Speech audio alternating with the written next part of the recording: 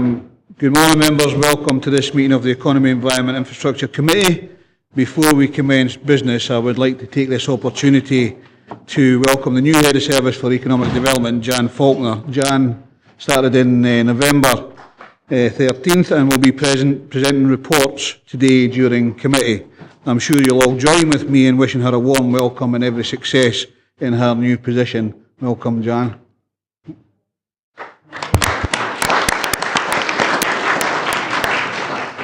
Just like to remind members that everyone present at this meeting will be recorded and that the recording will be subsequently be available for public listening. Unfortunately, the cameras are not working today, so you will see me and the other members on this table most of today. I do apologise for that, but if you want to take a still, you can do a community project and stick it on mantelpieces. It'll keep bears away from fires. Can we move on to the Sederunt apologies, please? Thank you, Chair. We've got one apology today from Councillor Brodie, and all other members are present, making 20 members present. Thank you very much. Do any members have any declarations of interest?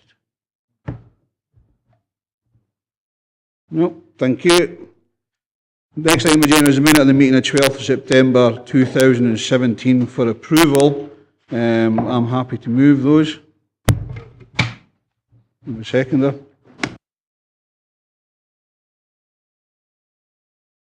Stephen seconded. Thank you. Minutes of Enterprise and Service Subcommittee meeting of 21st of September 2017 for approval. Happy to approve, Chair. John.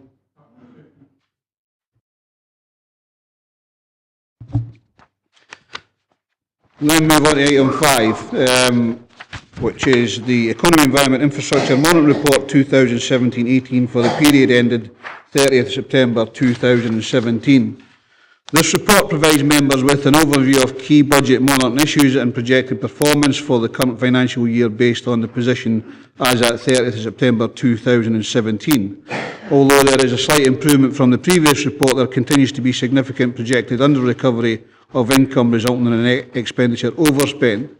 The report also advises on actions to be implemented to address this challenging deficit through an interim action plan to address this current year's pressure, and the action plan appears as Appendix 2.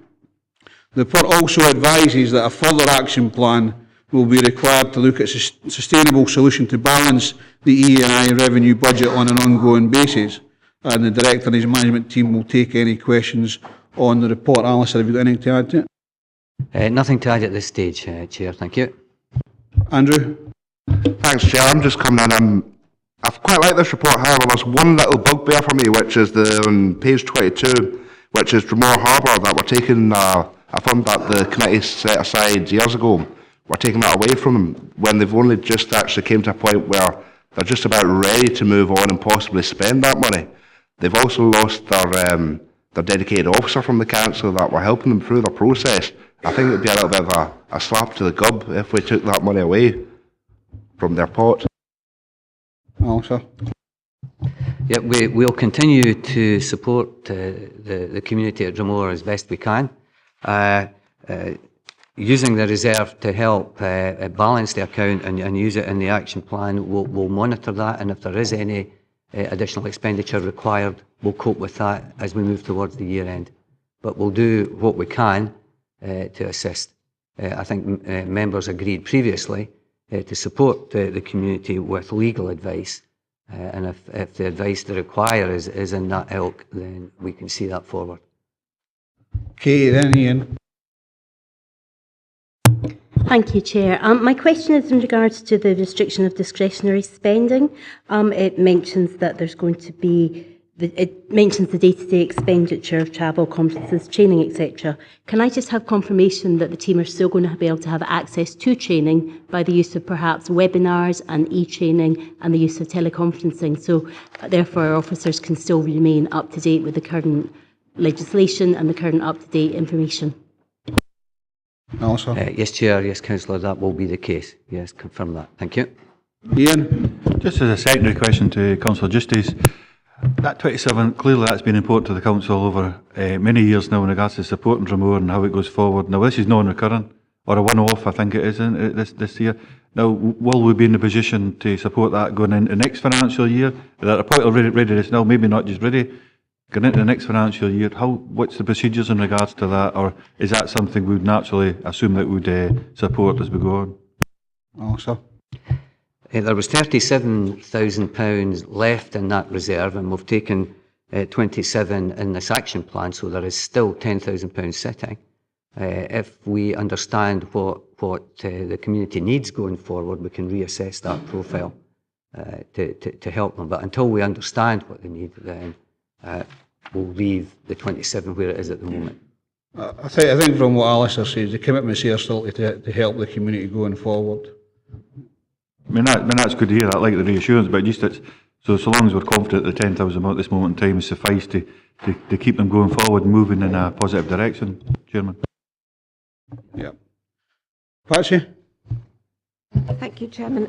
Just a couple of questions. It's to do with the discretionary spend, which I see in the second line here on page 21 at the bottom, is temporarily curtailed. Does that mean that it's a sticking plaster for this year, or do you see that in the future you're going to be able to cut down on your printing, your postage, your stationery, your advertising, equipment and supplies, travel, conference and training? Or is it just this year in order to reduce the overspend and bring in a bit of savings? That was one question. The other one is the community winter resilience. Whilst I know that we've had mild winters the last 2 or 3 winters, there is always the good chance that we will have some bad winters, which will mean that community resilience will have to come into its own again. And I would hate to think that there was absolutely no money there to help communities cope with whatever comes forward with bad weather. Because as we all know, the best people to deal with it are people in the communities, but they do need the resources with which to do that. And my third question is on the implementation of a 36-hour week. I'd like to know how you're going to do that. The discretionary spend, yes, it's only for this year. And that's the Appendix 2 action plan, which is an interim action plan to address the budget pressures this current year. The report also advises that we need to come forward with a further action plan which sets the budget in a sustainable position going forward. And we're doing work on that just now, and have engaged the assistance of the Improvement Service to help us look at profiling of applications, profiling of income going forward, and trying to balance this under recovery of income for the account, to balance it and make it sustainable. That's a bigger piece of work, and we'll be covering that, completing that, and bringing it back to members as soon as possible. On the winter resilience, take the point, but we've basically done as much as possible on that. We don't have any outstanding requests for that, and the proposal is to use the balance in this action plan. If we suddenly get a very bad winter, then we will obviously have other issues that we'll report to members associated with that. Okay, and the 36-hour week, I'm unable to answer that. I don't know if any of my colleagues can help. Thank you very much indeed. Caroline? Through you, Chair. The 36-hour week has been negotiated with the roads worker staff, which is the staff group that TEI affects. It was implemented last November, and the working patterns have been changed to reflect that. So it's now in. It's been agreed. It hasn't, as far as I know, been agreed by the community staff now in communities, which is a different issue, but out with this committee. Patsy, you want to come back? Rhodes, is that taking in waste uplift and everything like that? And is it agreed across the whole region? Chair, the waste actually didn't, it had a different way of working. They were on task and finish in most areas. So actually it didn't affect them as much. But those bits that have been needing to be sorted out have been sorted out. Stephen? Thank you, Chair. It's on page 19, where it lists the actual expenditure. It was just really, just for accuracy, The third item down under actual expenditure has got 2.747 million, and the line below is 30.385 million. Should they be the other way around? It's just to check that. Quite possibly, I'm sorry, that's quite possible. Jim? Thanks, Chair. Appendix 3, I note 66 vehicles have been identified as no longer required. Can I ask, what will be the means of disposal for these vehicles? Caroline? Chair, basically what happens with those vehicles is that they are sold either through an auction site, if that's the appropriate way of dismissal, or they are through brokers. Some obviously are beyond repair and will just be sold for scrap, but the majority, I think they use auction sites to dispose of them. Doug? Thank you, Chair. Yeah, I was just curious as to that point, actually. Yeah, they're older vehicles, I take it, because 66 is quite a large number of vehicles to suddenly be, to be getting rid of. It's quite a large amount of vehicles. Caroline?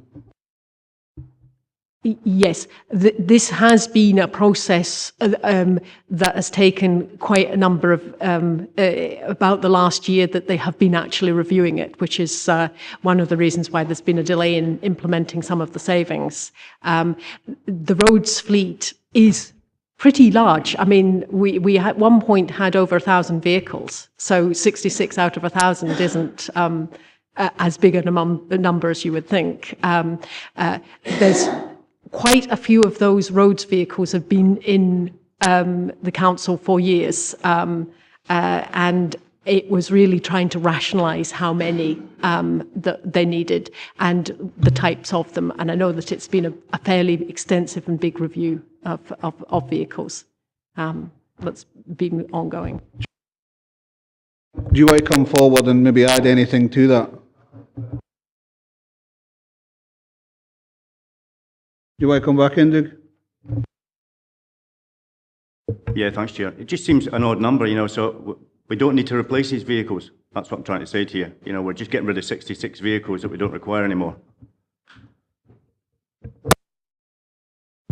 Through you, Chair.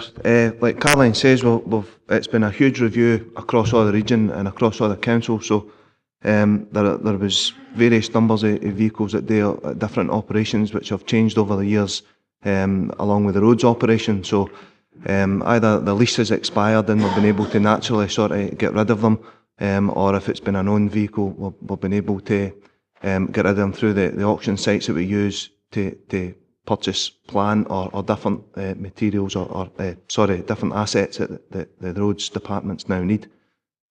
So the number's right enough. That's just been over the years. That's where it's come down to. It's still going on as we speak as well. We're not finished yet. So to just on that, so it's a range of vehicles from grass cutting right up to heavy goods.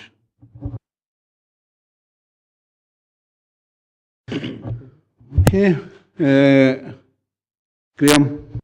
Thanks, Chair. Just as a matter of interest, how many people work in that department? You said there was 1,000 vehicles. How many vehicles do we need for each driver? Sorry, the 1,000 vehicles, it was the entire council vehicle fleet, not one section of it. It was every vehicle in the council, from education to wherever. Thanks, Chair. That is a bit of a relief. Not a lot, but a bit. Okay, members, can we go to the recommendations? The members are asked to note that based on effective progression of initial measures in the action plan outlined in Appendix 2, the level of budget shortfall is expected to be reduced from its current level of 679k to 193k by the end of the financial year. Further measures to reduce the remaining potential shortfall will be identified during the remainder of the year and will be reported to members through subsequent budget monitoring reports. 2.2, that work to develop the action plan to address existing budget shortfalls on a sustainable basis is being further developed by E&E management team and will be presented to the next meeting of this committee as detailed in paragraph 3.3.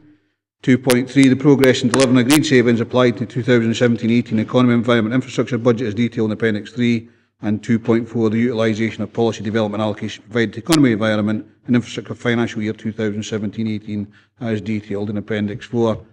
Ian, you want to? Thanks, Chairman. Just to get clarification, I would have raised my voice earlier. It's under recommendation 2.1. The real terms in agreeing that, have we agreed that we'll look to come forward with a balanced budget at the end of the year? Alison.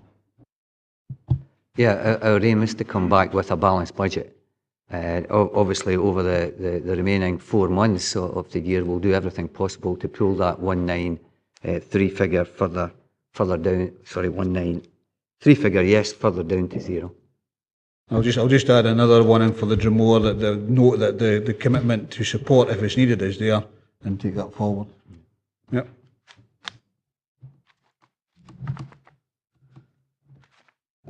Members, we'll go on to item 6, which is Infrastructure and Vehicle Fleet Asset Classes Capital Programme. This report provides members with a financial and progress update for the projects and programmes contained within the 2017-18 capital programmes of the 2 asset classes of infrastructure and vehicle fleet. The Director and his management team will take any questions on the report. Members, or Alison, have you got anything to add? Nothing to add, Chair, thank you. Members? Katie? Thank you, Chair. I just wanted to congratulate the team, really, on 2 items within the report. On page 29, on Appendix 4, about the Sparling Bridge, I just want to congratulate the team on the latest BM2 meeting, which I felt was very productive, and the progress is going, and I look forward to the public engagement next week with the community. Equally, on page 65, I note the Southern Upland Way and the completed series of boardwalks. And just to say, as the elected member in the Outdoor Access Forum, I was delighted to be attending New Luce last week at the launch of the Beehive Bothy. So again, it was just to congratulate the teams on those 2 specifics. Thank you.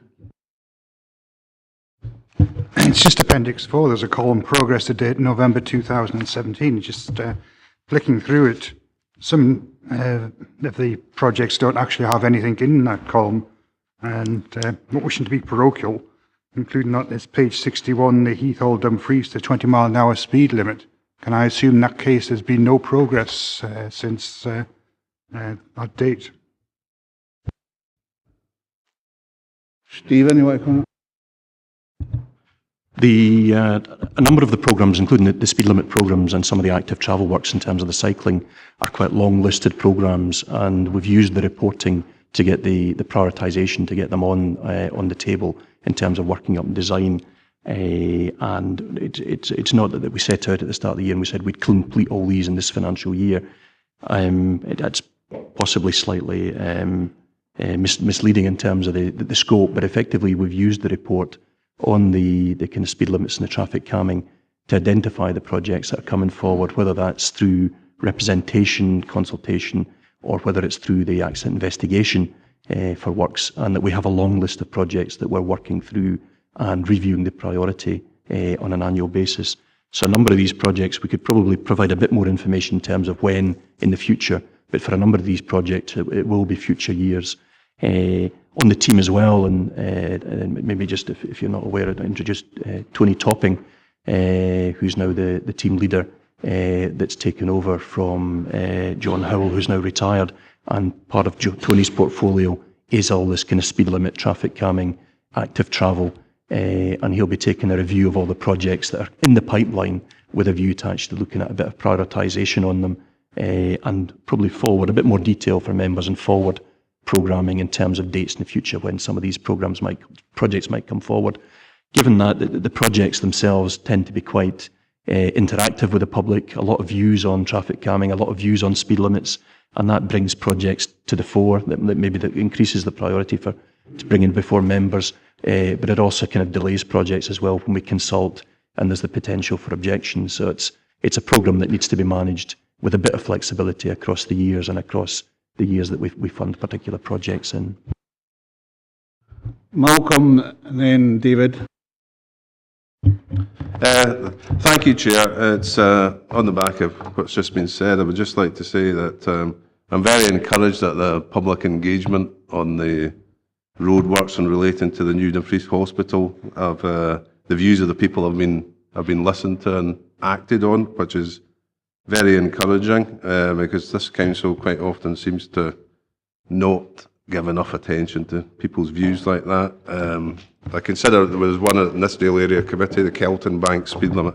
I think that's something else which, if this is a model going forward, I more than welcome it. I think it's been excellent. I also appreciate your response with the speed humps on the Carrick Road. I think that was a very sensible position to take, and I'm encouraged that you're actually going ahead with that. The next thing I want to mention is actually the scheme and procedures for the pedestrianised zone in Dumfries. I see that has been put on hold. When is this going to come back? It was carried forward from 2016, but we're waiting on the broader town centre vision. When is this vision going to appear?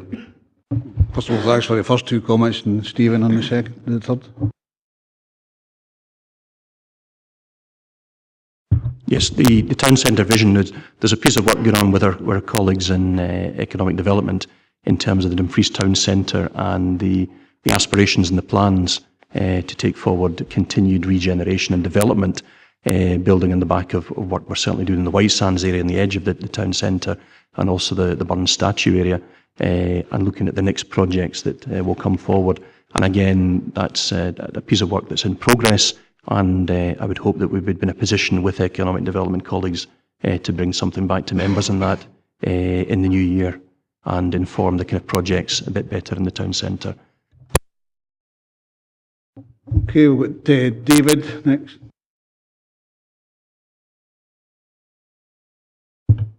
I'm on page 32, item 3.33, the contaminated land remediation. If you would indulge me, I'd just like to give a little bit of the background, what I think has happened. In 2014, June, I think the golf club were notified that there was a potential problem here, and later that year the council said that it had the responsibility for the clear-up. As I understand it, about 2 years passed when nothing happened until this year, when there was a budget allocation of £432,000. And I think in February there was an indication that they would like another inspection. I think they'd had one at the start, which the golf club had to pay for, but the costs were reimbursed, I think. But anyway, the golf club found it impossible to agree standard terms of access with the council, and there came a time in the year when there was the decision in Wales. And based on that decision, I think the council thinks that it perhaps doesn't have to carry out remedial work. I met with the department in August and asked for a breakdown of how this costing had been achieved. I mean, it seemed like an inordinately high figure to me, and I was promised that I would receive the breakdown in 2 weeks. I've asked for it repeatedly since then. It hasn't been forthcoming. I've also asked for an explanation of whether or not we think that there actually needs to be remedial action taken here, or what is the obligation of the council or landowner or whatever in this case, bearing in mind it's used for only golf. I had an email last night from the golf club, and I won't read it out loud, but I mean, they think they've been treated disgracefully by the council. The council's been paying for time. The council are just trying to get off now. They've found a legal loophole which wasn't there in the first 2 years when the council was doing nothing. And the golf club thinks that if they have to bear anything like this type of cost that the council is alluding to, then of course the golf club will have to close. I think belatedly I finally managed to get the department to arrange a meeting with the club, and I would like an assurance that we will now have the original breakdown of how you arrived at the figure, and some guidance as to whether remedial action is actually necessary in a case like that. Stephen? Yep, so correspondence has gone to the golf course asking for some dates to meet with officers in the council, and we can give them a bit more of the kind of the technical advice that you're seeking to to give them. The legal advice at the moment is effectively that we should be on hold, that there is the potential, given the court case and the way that maybe that's being appealed in the Welsh courts under English law, there is the potential that the council wouldn't carry the residual liability from the previous authority that had used this facility for tipping refuse material. If that's the case, then it would be for members to decide again if they would want to. Significant information has changed if that is the case, and members can review their investment decision. So what we've agreed, or what we've suggested at the present time, is that investment is on hold in terms of the use of the council or this committee's capital investment. And in fact, the exempt report that we brought in September found an alternative use supporting the commercial property development portfolio, and that was agreed by this committee. Future years going forward, there's been a certain amount of work done to arrive at what I would say is an indicative cost estimate. I understand that work and the detail behind that has been hindered slightly in agreeing access to the golf course land, and that's certainly something we can discuss with them at the meeting if we take the project forward again, about being able to get access to undertake trial pits and actually carry out the design for the scope of the remediation for the removal of the material and the replacement with suitable fill, or the removal, the capping of the material, if that's the design solution that's taken forward. So there is a bit of a lack of data to come up with hard and fast costs, and that's something that we would resolve in time with agreeing access with the golf course. But we're certainly happy to meet with them and bring them up to speed and give them whatever advice we can in terms of the contamination and the threats and going forward, if that's left in place.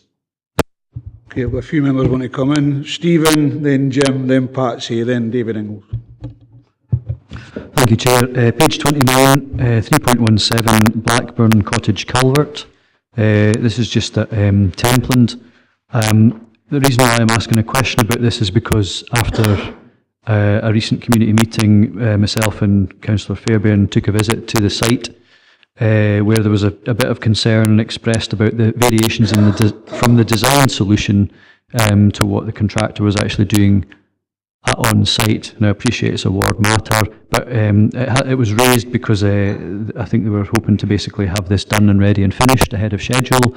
I'm just conscious that there's a few issues being raised locally in terms of the stakeholder and risk of potential flooding, and I'm just wondering if that's something I can highlight here, but can quite happily follow up offline in respect to the committee. So I don't know if anybody's able to speak to that just now, or if we can just pursue it later. Happy for that to be answered. Thank you, Chair. My colleagues have been out on site yesterday meeting with the resident, and I understand there are a few concerns, and we're working actively to try and appease the resident there. We'll be back out today, I think, to see the lady in question and try and give her some assurances that we won't be making the situation any worse for her in terms of the completed works. Jim Dempster. Two questions, Chair. One is on page 31, 3.9, the second part of it, which says, members noted the objection petition agreed the implementation of proposed 20-mile speed limit in Greencroft Wynd and the installation of a speed repeater signs. Who's funding the speed repeater signs is the first question, because there are generally requests all over the region for the council to install speed repeater signs, and I would hope that we're not just doing this on an ad hoc basis. That's the first question. The other is contaminated land, since Councillor James raised the issue. One of the worst contaminated land areas in Dumfries and Galloway is Wanlock Head. And if you read a SEPA report that's online, they're advising folk, if they catch fish in the river, not to eat them and not to grow their own food. So I wonder maybe if it's time we've got a report on contaminated land in the region and how we'll maybe try to address it. And I realise that Wanlock Head is quite a significant area, and that Buccleuch Estates have the main responsibility as landowner, and I think they've been dealing with the Scottish Government in respect to this. But and I'm quite sure that'll be a major challenge for us over peace. But I'd be curious to know where we are and if we're doing anything, and if so, what it is. Stephen.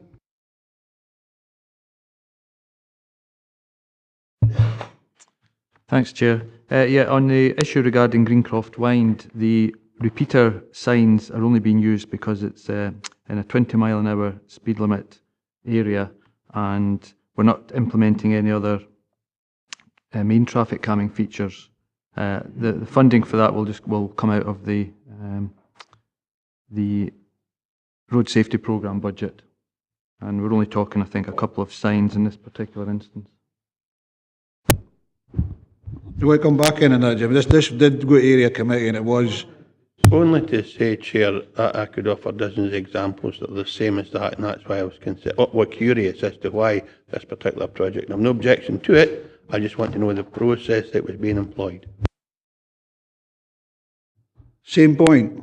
Yeah, just to give some local input into that. Basically, this is a long-standing issue because there's a nursery in there and there was a petition raised, so the council, as they normally do, looked into that, and there's been subsequent reports, the area committee, etc., and we came to a compromise. So that's the reason and history behind it. You got another question here about the contaminated land?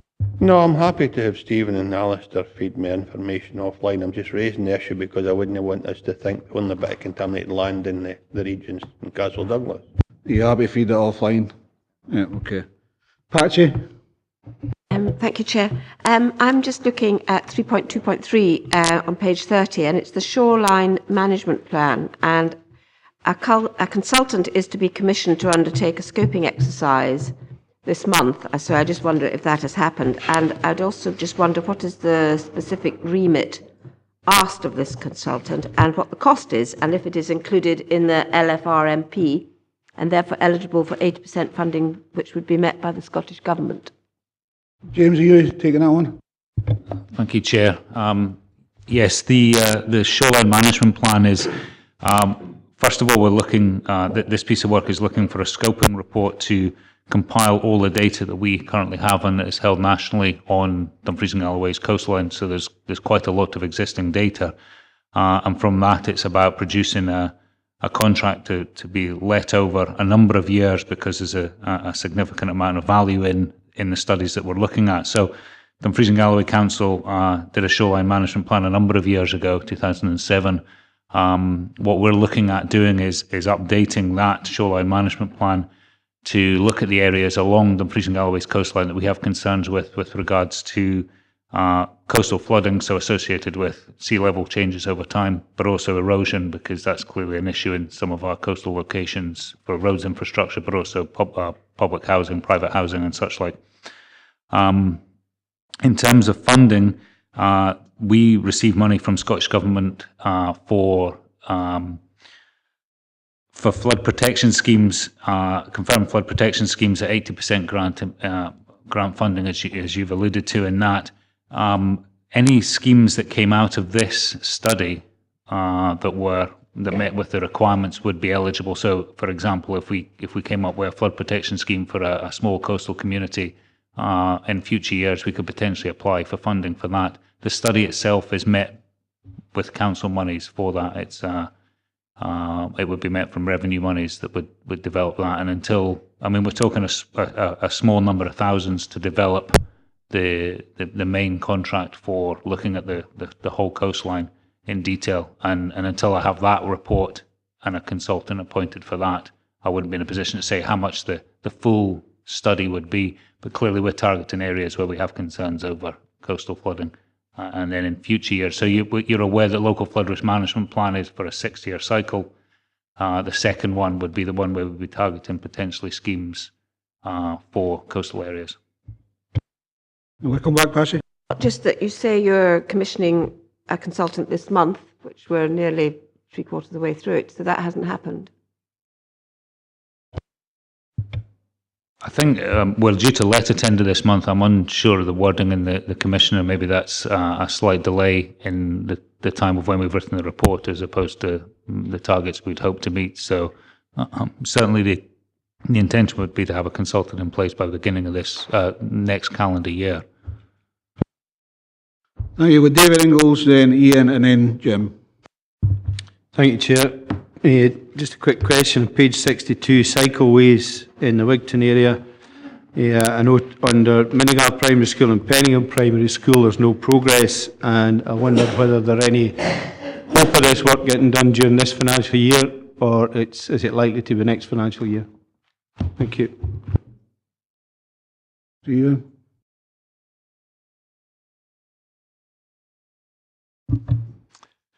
Yes, it is our intention, as Stephen mentioned earlier. I have just taken up the new post, and I have been reviewing these and prioritising these schemes. I've got a new team member as well, and we are going to look at prioritising the schools that have been identified on the programme. And I know definitely Minigaff and Penningham are ones to be done first. Ian?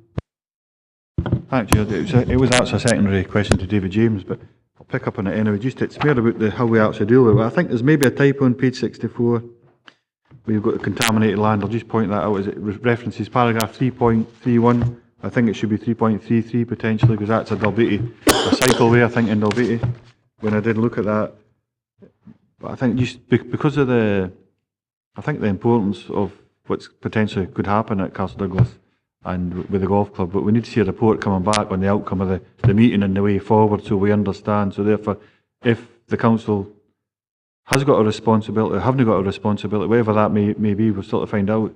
I think we need to consider, the council need to, because they've made a commitment to it already, we need to actually consider that again, depending on the outcome. So I'd like to see a report back. Hopefully you could pick up on that, Chairman, at the recommendations. We've been disappointed on 2.9, recommendation 2.9, that Police Scotland have objected to that, when there's so many different design solutions to traffic calming and speed cushions, bumps, whatever you want to call them. That's only one small part. So disappointed that, just as a passing comment, disappointed that Police Scotland have objected to our potential solution to that. I think with the contamination, we'll feed it back through this report, this continuing report, and get an update as part of this report going forward with the contamination. I suppose it depends on the outcome of the timelines and so on and so forth, but the last thing we want to see is after hearing what's been said today at committee, is a golf club in the area having to close in because there's costs they hadn't seen potentially and may well incur. They may well not. The council may well take the positive position and go forward and work with them and make sure. It might be a simple design solution, straightforward capping, but it might be capping, membranes, vents. We just don't know how far. I haven't got a clue how much work's involved there. And because David asked for the breakdown of the costs, how we actually got to that 420 odd thousand, whatever it was, we've not got that information either. So I think it's important that we keep our eye on the ball with this. Awesome. Yeah. Yeah, we'll certainly follow that through, as we've indicated to Councillor James, and I think this report's the appropriate report to give you an update on. And again, we'll be reporting back in January, our next update on this, so we'll include feedback at that time. Jim? Thanks, Chair. Appendix 4, page 65. I note the good work taking place with regard to core paths in Whitesands. My question is, when will similar work take place in the central and southern Machars? And in relation to that, the core path at Bladnoch, could we please have an update on that? Simon, you want to come in on? Thank you, Chair, through yourself. With regard to other programme works for the Machars, we are obviously progressing that. We're trying to look at some external funding to support the work through the Improving Public Access grant scheme, so it's likely to be 2018-19, but there is works outlined with the towns of Whithorn to obviously look at how we can obviously improve access around there. In relation to the latter point, with regard to Bladnoch, at this moment in time we're discussing the issue with legal services in terms of finding the appropriate way forward, so we can provide further advice when that becomes clearer. Okay. Thank you, Chair. It was just to follow up on a comment that Councillor Ingalls has made on regards to the item on page 62 about the Minigaff and Penningham schools. It was just actually, again, congratulate the team of actually putting this on the programme. Myself, along with other elected members, actually only met with the outgoing officer, so I understand that there's a new team, hence the reason that there's not been any progress, but having only met with the officers a couple of months ago, I'm delighted to see that actually it is now on the programme. So it's just to follow up that as a result of our meeting, I'm really pleased that it's on there. Thank you. Yes, thank you very much. Graham? Thanks, Chair. It's 3.28. on page 31. Just a minute. It is recommended an additional project be included in this programme for the bends on A713 north of the access to Carsford Power Station. Now, it's not in my ward, but it's a road that I do travel fairly frequently, if not very frequently. And I just wondered, you know, if you add up the accidents, 8, 3, 11, 12, 16 accidents in 17 years, what brought this, albeit 4 of them have been fatalities, but what brought this to your attention?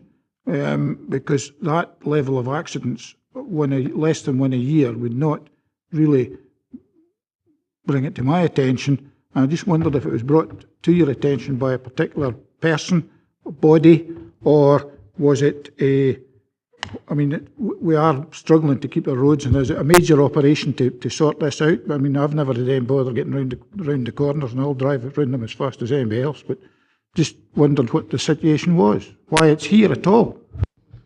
Stephen? This particular project, I mean, it's probably for this location, that's probably quite a high number of fatals, I would think, in any length of the network, even over the quite a long period of time. Particularly, what it is, your question was what has particularly brought it to our attention. It really has been the work that we do with the police. Some of the fatals, we do a bit of work with the police afterwards, and we look at causation and try to determine if there are road environment factors that are involved. And I think in this case, there's quite a strong impression, certainly with the discussions with the police. And for this particular case, the Procurator Fiscal has been involved in discussions with the council as well, and was very keen that a review was carried out as to the road layout, with the potential for it contributing to some of these more serious accidents on this piece of the network. Yeah. I did ask, was it a major operation or was it a minor operation? Roughly, are we talking tens of thousands or hundreds of thousands or millions? Stephen? I actually went out and visited the site a couple of weeks ago with John, who's obviously now retired, and we walked the site, and together we just identified these initial maintenance measures, and these did include some new signage, some vegetation clearance to improve the visibility around the bends, some new marker posts, and just some verge maintenance work.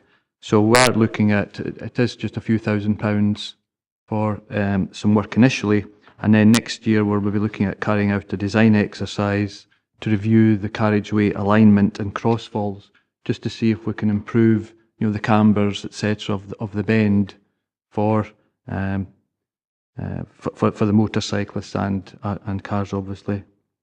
So for the recommendation, it is, yeah, it's just a few £1,000s to carry out some measures now. Okay, thank you. Do you want to come out? Yeah, thanks, Chair. In relation to page 36, 3.55, Strategic Timber Transport Fund. I know there's been substantial work done on Lochbay Road, which is very good, it's very welcome, but at the end of the day, the ward I represent, which is Lochmaben, Annandale North, obviously there's a lot of heavy traffic on the A709. How long do we envisage this being a strategic transport timber route, and what are we going to do to combat this and upgrade the road even further in relation to Lochmaben, Torthorrell, and people are even calling out for a bypass? Stephen? I would envisage there'll be no change. It'll always be a strategic timber transport route. A709 through Lochmaben and Torthorrell and between Dumfries and Lockerbie is one of our, certainly in past assessments, is one of our highest flows, highest used non-trunk A roads within the region, and is significant in terms of timber transport moving across, particularly to the kind of Stevens Croft area from the west of the region. In terms of a bypass, it probably sits in terms of the lobbying work that we're doing with Transport Scotland region-wide on improvements to the trunk roads, but we also have an aspiration for them to consider seriously again the upgrading of the links between Dumfries and the motorway, which may or may not address particular issues at Lochmaben, but we certainly see that as being a high-flow route, significant route, strategic route within our own network, and important to timber and other haulage traffic connecting Dumfries to the motorway. And it's part of our kind of lobbying strategy, looking ahead that we would want Transport Scotland to consider that favourably in terms of the potential for studies going forward. There will be an additional report later on about that particular route between Dumfries and 74, lobbying from the leader, so I look forward to your support on that, Duke. Okay, members, we go to the recommendations then. Members are asked to note 2.1, note 2.2, agree 2.3, agree 2.4, agree 2.5, note 2.6, note 2.7, agree 2.8, agree 2.9, and note 2.10. Okay, thank you. We'll then go on to item number 7, which is the Economy, Environment, Infrastructure Proposed Capital Expenditure Programme 2017-20 for Economic Development Projects. The purpose of this report is to seek approval to allocate funding to the projects as part of the Economic Development Capital Programme 2017-20. The Director and his management team will take any questions on the report. Members, or Alison, have you got anything to add to it? Nothing to add, Chair, thank you. Jim? I've one or two questions, Chair. And the first one is the seeming anomaly between the recommendations in the paper and agenda item 3.5. 2.1 says, note the overall position for the Economic Development Capital Programme, but 3.5 says, with reference to the detail presented in the table below, due consideration is recommended. These are two contrary statements, I would suggest, to the same thing. The other thing is, going to the table itself, it would appear that someone has decided to hive off £71,000 from projects in Upper Nithsdale. The council in its budget process 2 years ago allocated £750,000 to the projects in Upper Nithsdale. It was a council priority scheme. I'd have to say it's failed miserably anyway, because nothing's happened to date anywhere other than when consultation conducted to a degree. And we're now looking to hive £71,000 off the total budget. I think that's absolutely wrong, and I think it's unacceptable. I have had some communication recently about the gateway signage in Wanlock Head. I've never heard from a member of staff at any time about the gateway projects in Sanquhar or Kirkconnell. Been no discussion either at Sanquhar Community Council or me personally, and yet it's going to be completed by March. It's very ambitious, and it doesn't leave much time for consultation.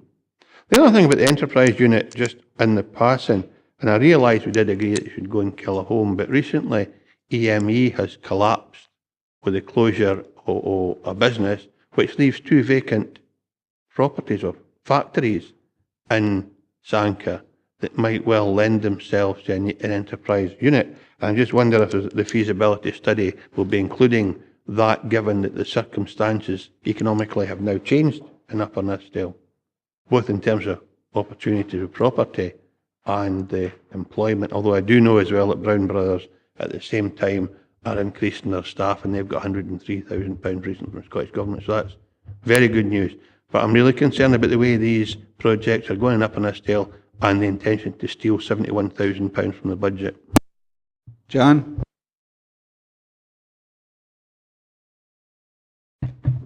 Thank you very much, and thank you, members, for your questions. Regarding Upper Nithsdale, I'm very pleased to say that we have met with the team up in Upper Nithsdale regarding the enterprise area. What I want to assure members is £71,000 hasn't been hived off. It's actually sums that have been used in the past financial year, that is the financial year of 16-17, towards these projects. So that the money hasn't been hived off, it's been used for staffing and for other resources. So that leaves with, for the Enterprise Centre itself, $352,000, for the Gateway $215,000, and the other public realm works. The Upper Nithsdale group have their own ambitions, and the feasibility report for this area, the enterprise area, has been completed, and they have sight of that. There's also a lot of activity happening in that area. So understanding that EME has folded, they have other ideas and they are working with other organisations. So what I want to do as part of my new role is to work closely with them and the project officers who are working in that area and my full economic development team to be able to see what they see in this new climate, what needs to be done. They've already identified a building that could be good for their work for the meantime until they have the right feasibility plan and we can lever off the funds that we have earmarked for them. So I may be coming back with a revised plan for you, but I must, and my team must work closely with the local people and local communities and with the area board as well, area committee, to ensure that there's good, clean communication, because there has been significant work. Operationally, I am aware that we have a project officer who's been working very closely on the gateway areas, and I will defer now to my colleague who's been working more operationally than I have. Thanks, Jan. Yep, I can assure Councillor Dempster that the consultation sessions for the gateway projects have been ongoing since June. All elected members attended or were invited to attend a briefing session, which I'm surprised you didn't know about it because you actually responded to it. So I think all in all, the work that's been undertaken has been comprehensive. It's been intensive with all of the communities that are involved with the gateway projects, which includes Sanker, Kirkconnell, One Lockhead. One Lockhead is actually the final period of consultation. The projects are due to be started in the new year and will be completed by the end of March. You want to come back, Jim? Understanding what I said at the start here. Absolutely. It's in the paper though, and it's part of the economic development projects that are the key priorities of this council. The new economic development manager failed to mention elected members, local elected members. Now I'm part of the local community, and if I responded to a member of staff, it must mean to say I wasn't able to attend. That doesn't mean to say I'm not provided with any information. I've never seen a feasibility study. I've never seen any of the plans for the gateway projects. They've never been sent to me. If they have been, I'd like them to be sent again, just as a reminder. And I can tell you I am not being kept, for want of a better phraseology, in the loop. And I don't know whether Andrew Wood has anything to add to that or no, but I don't recall being involved closely in any of these debates. John? Well, going forward, I would like to make it my personal endeavour to ensure that you are kept in the loop, and my door is open, but I'm allowed to roam about. So if that means I can go with you up there with the report, present you with the reports, I'm quite happy to do that. Thank you. Okay, yeah, what else do you want to know? Yeah, if I can just assure members, particularly in Upper Nithsdale, we had a meeting very recently that I took part in with Rose Murdoch and her team. It was very positive. The feedback they were giving us was very positive on what we're doing, particularly with the gateways. And in introducing her to Jan, then you've heard what Jan says. We're going to look forward, and if there's been areas of miscommunication in the past, we'll sort that. And I would like to just further add, could I just finish, please?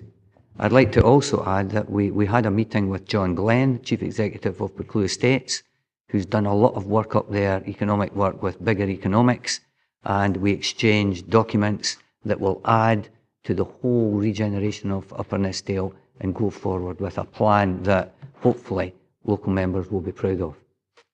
Just add that Rose Murdoch is the project manager for Kirkconnell and Kilhome Development Company. It's nothing to do with Sanker, nor One Lockhead. And what I'm saying is, I've not been kept in the loop.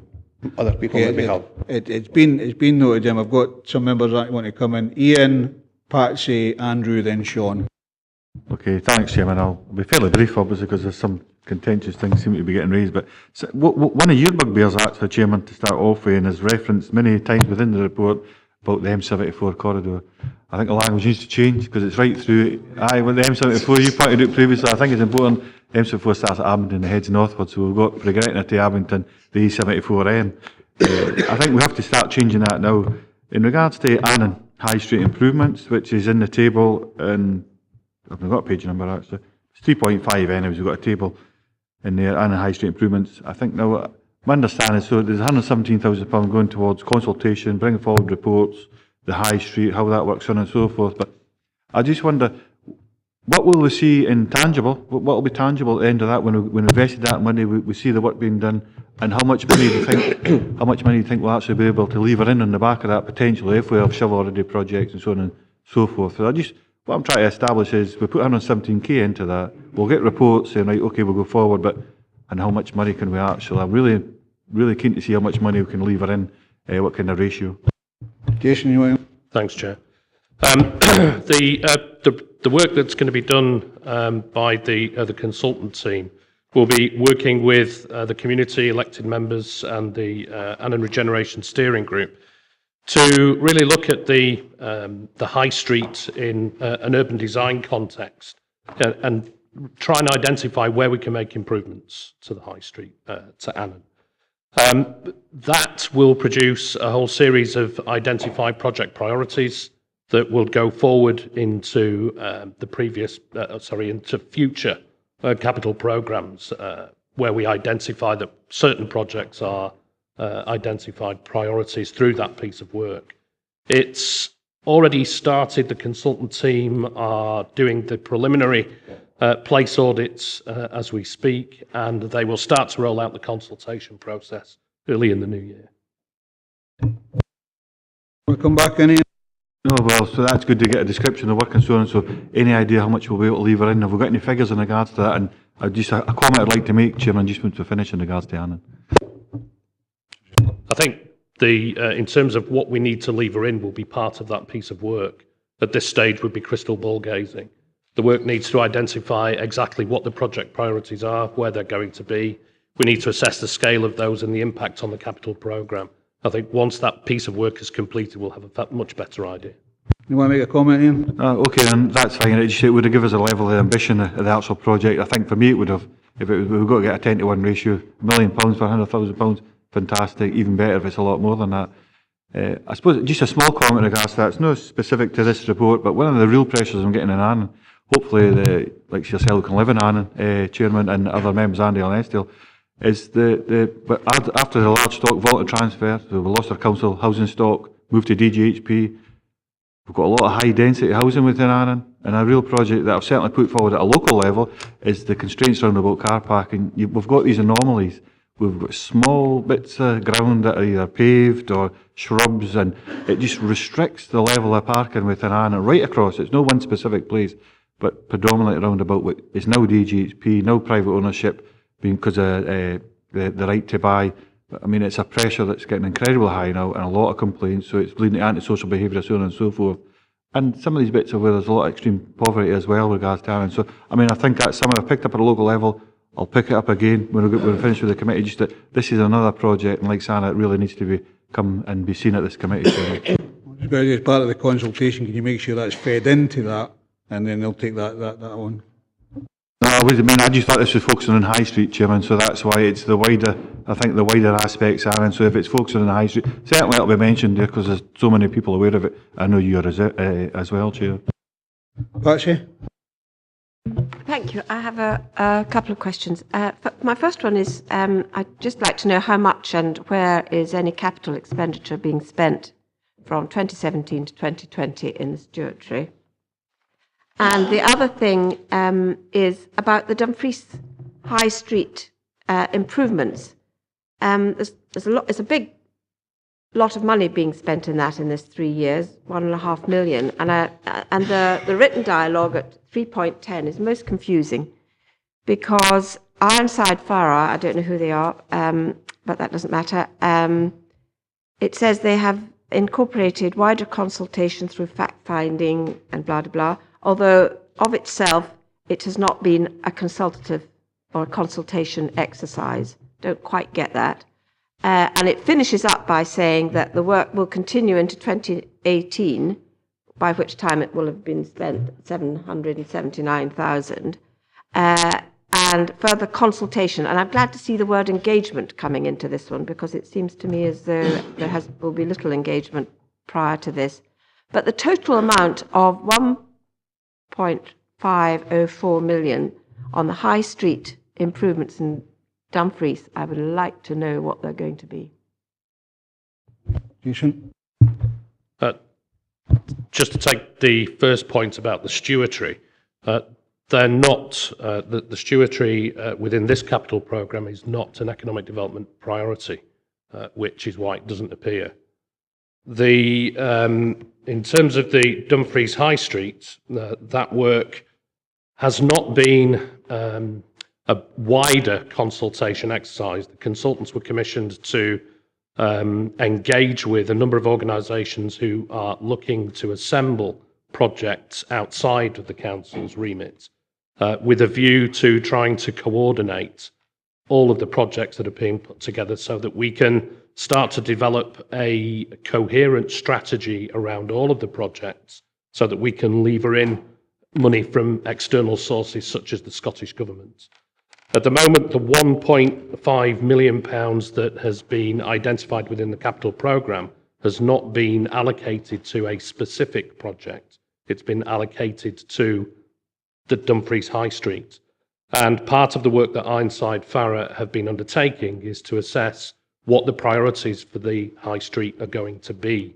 Once we have a clear idea of what those project priorities are, and once we're clear about how other projects are progressing and where funding's coming from, we'll have a much better idea as to how to allocate the money specifically. Chair, just council speaks second to none, quite frankly. So there's no improvements in the High Street as yet. We don't know what they're going to be, and we don't know who's being consulted. We do know who's being consulted. There have been a wide range of consultations, workshops, technical workshops with council officers, with community groups, but it hasn't been a public consultation exercise per se. It's been a wide-ranging consultation with a view to taking in as many views and opinions as we can about particular projects. The work that has been undertaken by Ironside Farrer is to identify where they feel the key priorities for investment should be, taking into account projects that are also being done in satellite. So, for example, the Rosefield Mills is a project which is currently being looked at by a community group, a conservation charity. We would like to be able to assist that and drive that forward where possible. Similarly, the Stove Group are looking at a number of projects that may require council assistance in the future. And we would like to facilitate that too, where possible, because that assists the economic regeneration of the High Street. Outside of that, there may be a variety of public realm improvements that we might want to consider around the Mid-Steeple area, Queensberry Square, and around the Fountain area, all of which are fairly cluttered, all of which are in need of investment. But as yet, that piece of work has not definitively come back with those project priorities, but that's about the range and the depth of work that they've been looking at. I've got a few other members coming in. Rosefield Mills is not within Dumfries High Street.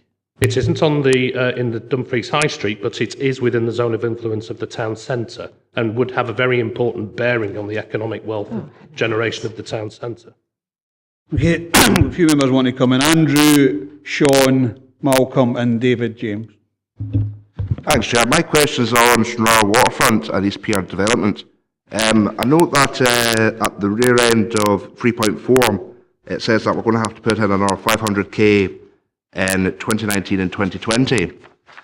And I look to the chart and I'm seeing 630k this year, next year, and then 500k then. Can I ask, is the money being spent next year, is that to do the remedial works and to do the feasibility analysis, etc., in the next year? And then if so, then how can we prescribe 500k to the year after if we don't quite know what we've got so far? Justin. The money is being allocated strategically to a strategic project which is ongoing. It's a complex project.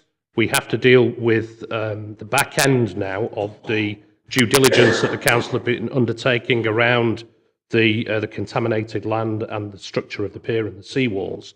And that will set to continue to a certain extent as we start to develop and assemble the proposition for development on that site. So whilst it's not entirely specific what the money will be allocated to, that will be subject to a separate report as and when it becomes appropriate. But at the moment, what I'm allocating is strategic monies within the capital programme to strategic projects that will require developmental funding in the future. Sean? Yeah, I think just a general point, you know, and welcome Jan to her new role. I think we have a number of key regeneration projects across Dumfries and Galloway, from Stranraer Waterfront to Upper Nithsdale to Dumfries Town Centre, and then, you know, into Andale and Eskdale with the master plans in Lockerbie, Gretna and Annan. And I think, you know, welcome the fact that, you know, you come up, maybe speak to members and have a think about how you and your team will be able to service the economic vehicles that will be identified to deliver that. So the likes of the steering groups that are already set up, they're the appropriate vehicle, but they need to be resourced by your teams so to deliver that and driven by those teams. So there is ambitious projects in all the master plans, and so it's just about how we deliver that, you know, to the best uses of the resources that we have. In respect, just picking up on a point with regards to then High Street works, I'd asked the officers as well, and it's right and proper that we don't actually put any funding in at the moment because we don't know what that comprehensive study will actually turn up. But based on previous experience, when we have identified projects, then we bid in through the normal processes. But, you know, the car parking is being looked at, and not just Hannon High Street, but the wider area. And I don't think Ian could attend, but we did look at the issue that you raised as well with the task force. The other three local members met with DGHP, etc., to look at the open spaces and the car park and to try and develop that. So that could be something that could come forward within the project.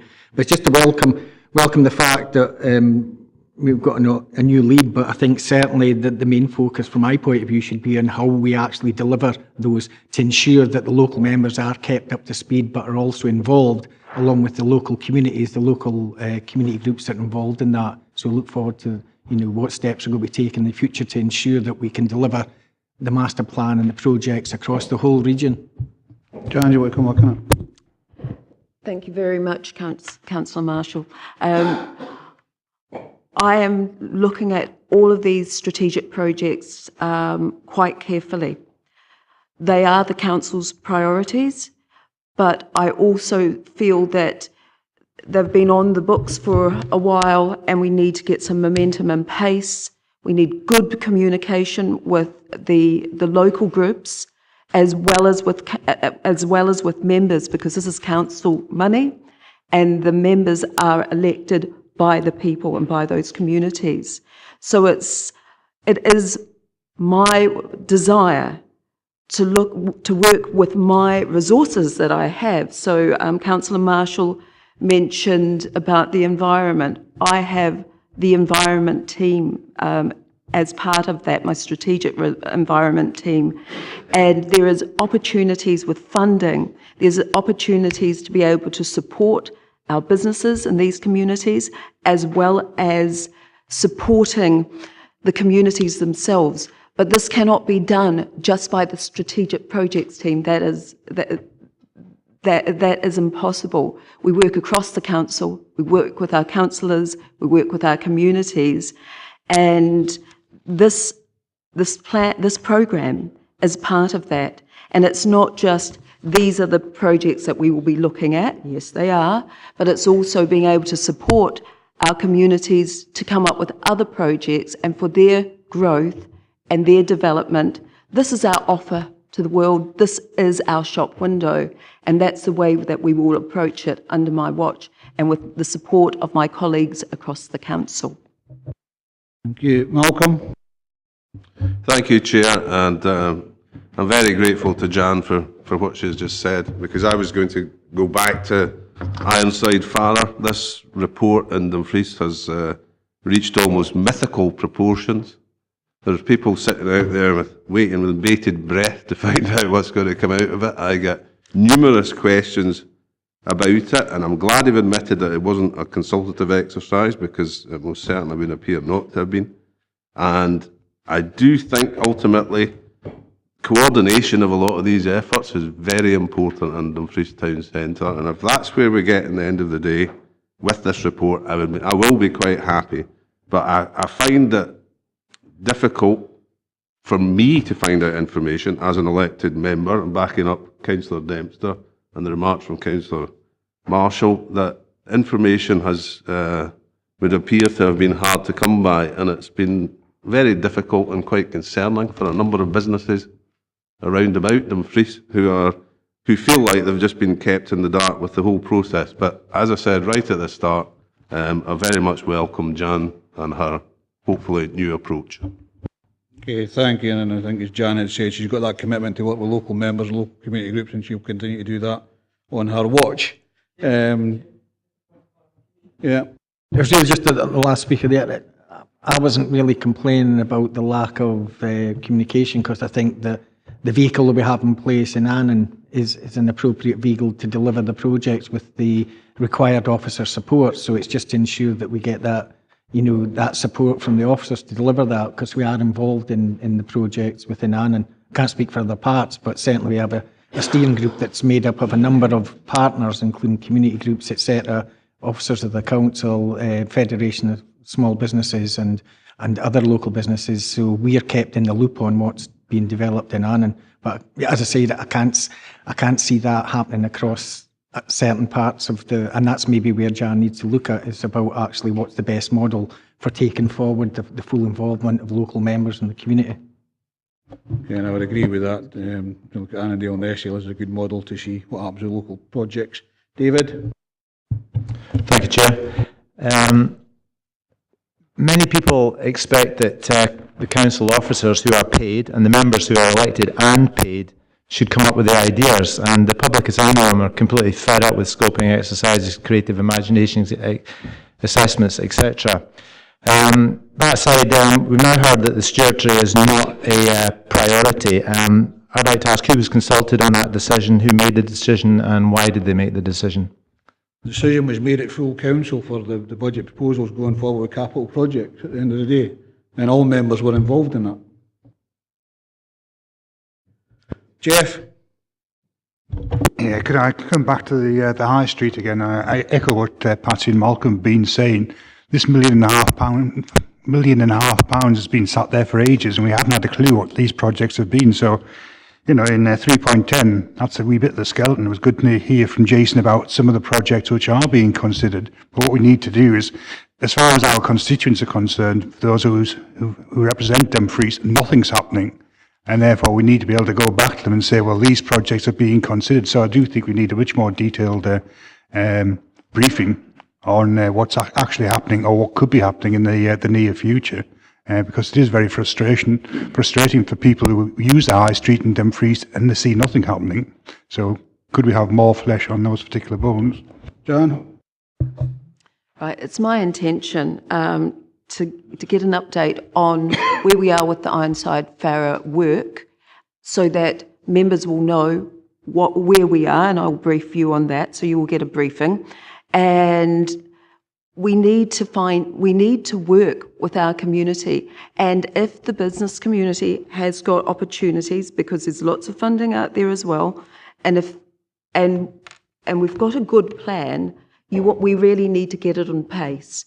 Now, the work that we're getting done by Ironside Farrer doesn't stop project ideas or projects going forth, but it will just mean that we need to use other resources, not just the strategic projects resources, but other resources across the council and across my service to be able to punch through and get work done in specific areas. So I'm looking at area by area rather than trying to spread the service thin.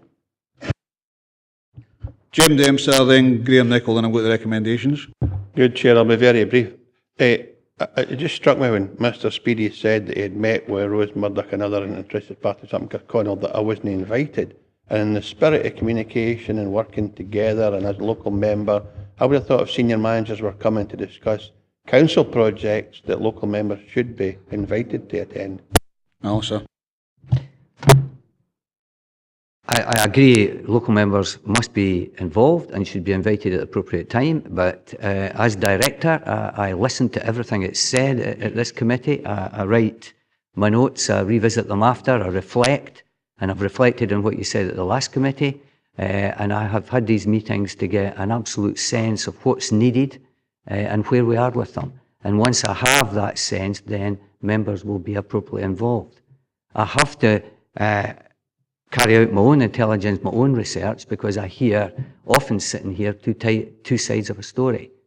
And my staff work very hard. We don't have the resources we used to have. I've listened. I absolutely get the message about the lack of communication. And if that's been the case in the past, I apologise. But with our new head of service and working in partnership with Jason as the project lead, we'll put that right and we'll get it in place. Graham, and then I've got Andrew, the last time, and then John Martin as the first speaker. Thanks, Chair. Could somebody explain to me corporate property investment? It's on the table on the second page of the report. 500,000 this year, 100,000 next year. We're surely not buying more property. We should be trying to get rid of property. Could somebody tell me what it's about? Chair, that refers to the exempt report we presented at the last meeting, where we reprofiled the capital programme to help some strategic businesses on their way forward. It was an exempt report, so I would say as much as that. If you're happy with that answer, I'll speak to you offline. Thank you. Andrew. Thanks, Chair, for letting me back in again. I was wanting to ask a question on the CARS project. Right now we've got £203,000 going in this year. That money's live, but currently we're not really seeing anything coming off the ground. I'm just wanting a little bit more clarity on that. From what I'm getting from the officers, is that there seems to be a breakdown issue between the departments. Jason? There has been a delay in getting various applications attended to. It's been a legal issue. We've worked very hard with our legal colleagues within the council to sort that, and I understand we're in a position to move forward now. But it was a case that we had to tie that up before we could issue any money because of the conditions of the grant that was awarded to us in the first place. John Martin. Thanks, Chair. We're just hearing about the town centre. The town centre, I've heard quite a bit about that. Well, for quite a few years, Ironside Farah, we used to get kind of reports because we used to have a town centre forum where everyone was, your local members were there, your retailers association, small traders, the whole lot of them were there, and we used to get kept up to date.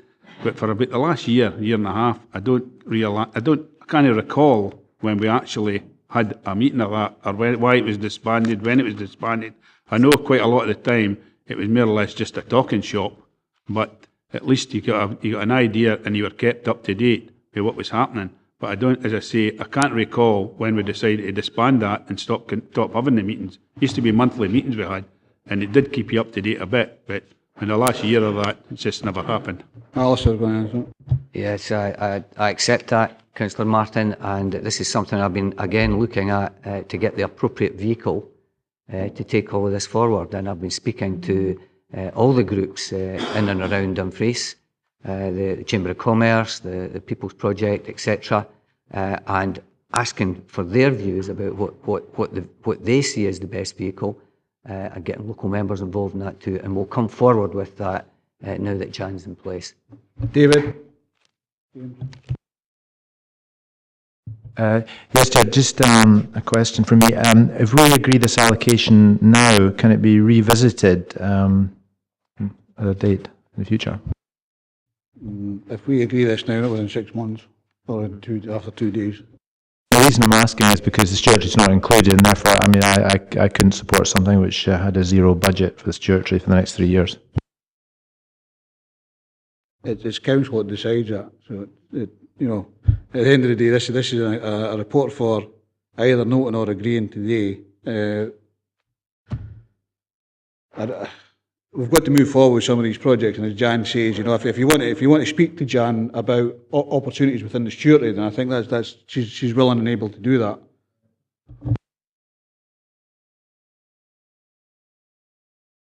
Right. Sorry. Thank you. Are we going to be asked to agree this today? Okay, so I would then not agree it. That's right. Okay. Sean, do you like to?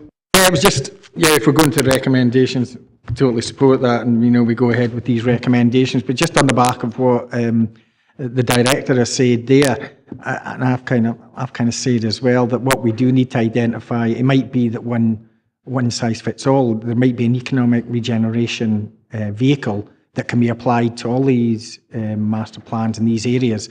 But it's maybe a piece of work that we don't need to put it as, formalise it as a recommendation, but just a guarantee that we'll be looking at putting in place. It might be a vehicle that can suit all the different plans across the region, or there might be different ones that fit the different regions. But if we just get that guarantee that work will look at that, because I think one of the main problems why we haven't gone forward in some areas is because there hasn't been the appropriate regeneration vehicle in place. Okay, we've got the recommendations now then, members. Members are asked to, sorry. Really briefly on the back of what Sean's saying there. I brought this up about 6 years ago, Chairman, that particular point, so really interested, try to get it formalised. I think we should formalise this, going through a process, bring it back to this committee, because we've got Anne and Regen, Gretna, as you know, Lockerbie, I'm not sure if it's up and running yet, but certainly was on the cusp of that. So we're well suited over in the east of the region. But Dumfries, Stranraer, Kirkcudbright, wherever else, they need to have the same formalised situation. And my preference is actually a subcommittee of the council where you bring in the private independent sector, so on and so forth. But we should have bottomed out at that point, but good to hear if that's a way forward that we actually deliver that, we should formalise it so that we're all quite clear on what's going on within our own region. Okay, you're happy to take that forward then? Yep. Okay. So the recommendations then is 2.1, note the overall position. 2.2, agree that the funding be allocated to various strategic projects identified in paragraph 3.4 of the report. Chair. Patsy? On that one, we've had quite a lot of discussion about Ironside, Farah, and what's happening in Dumfries. And I think, as a committee, it's £1.5 million that's being spent there, and none of us seem to know what's happening. And I would suggest that perhaps we should have an update on where. Dumfries is our capital town. We're all buy into it as a place for everybody to visit in Dumfries and Galloway, and I just think we need to take a committee view on what is happening with this Ironside Farah and the consultation that's going on and the proposals that are going to come forward, because it seems to have slipped. The recommendations to agree the fund and allocate the various strategic projects. I hear what you're saying. Can I come back to that after 2.2? Can we agree 2.2 and agree 2.3? Jan has made a commitment to keep local members informed of what's happening within economic development. I think as part of that process, can we have communication with the elected members in the EEI committee as to where we are with each of the projects going forward? Okay? Yeah. Okay. That was exactly my intention, and we will be pulling together highlight reports. Don't worry, they will not be technical. You'll be able to read them and understand them. Don't underestimate us. David, you want to come? Yes, please record my dissent to 2.2. Okay. Jen is noted for 2.2.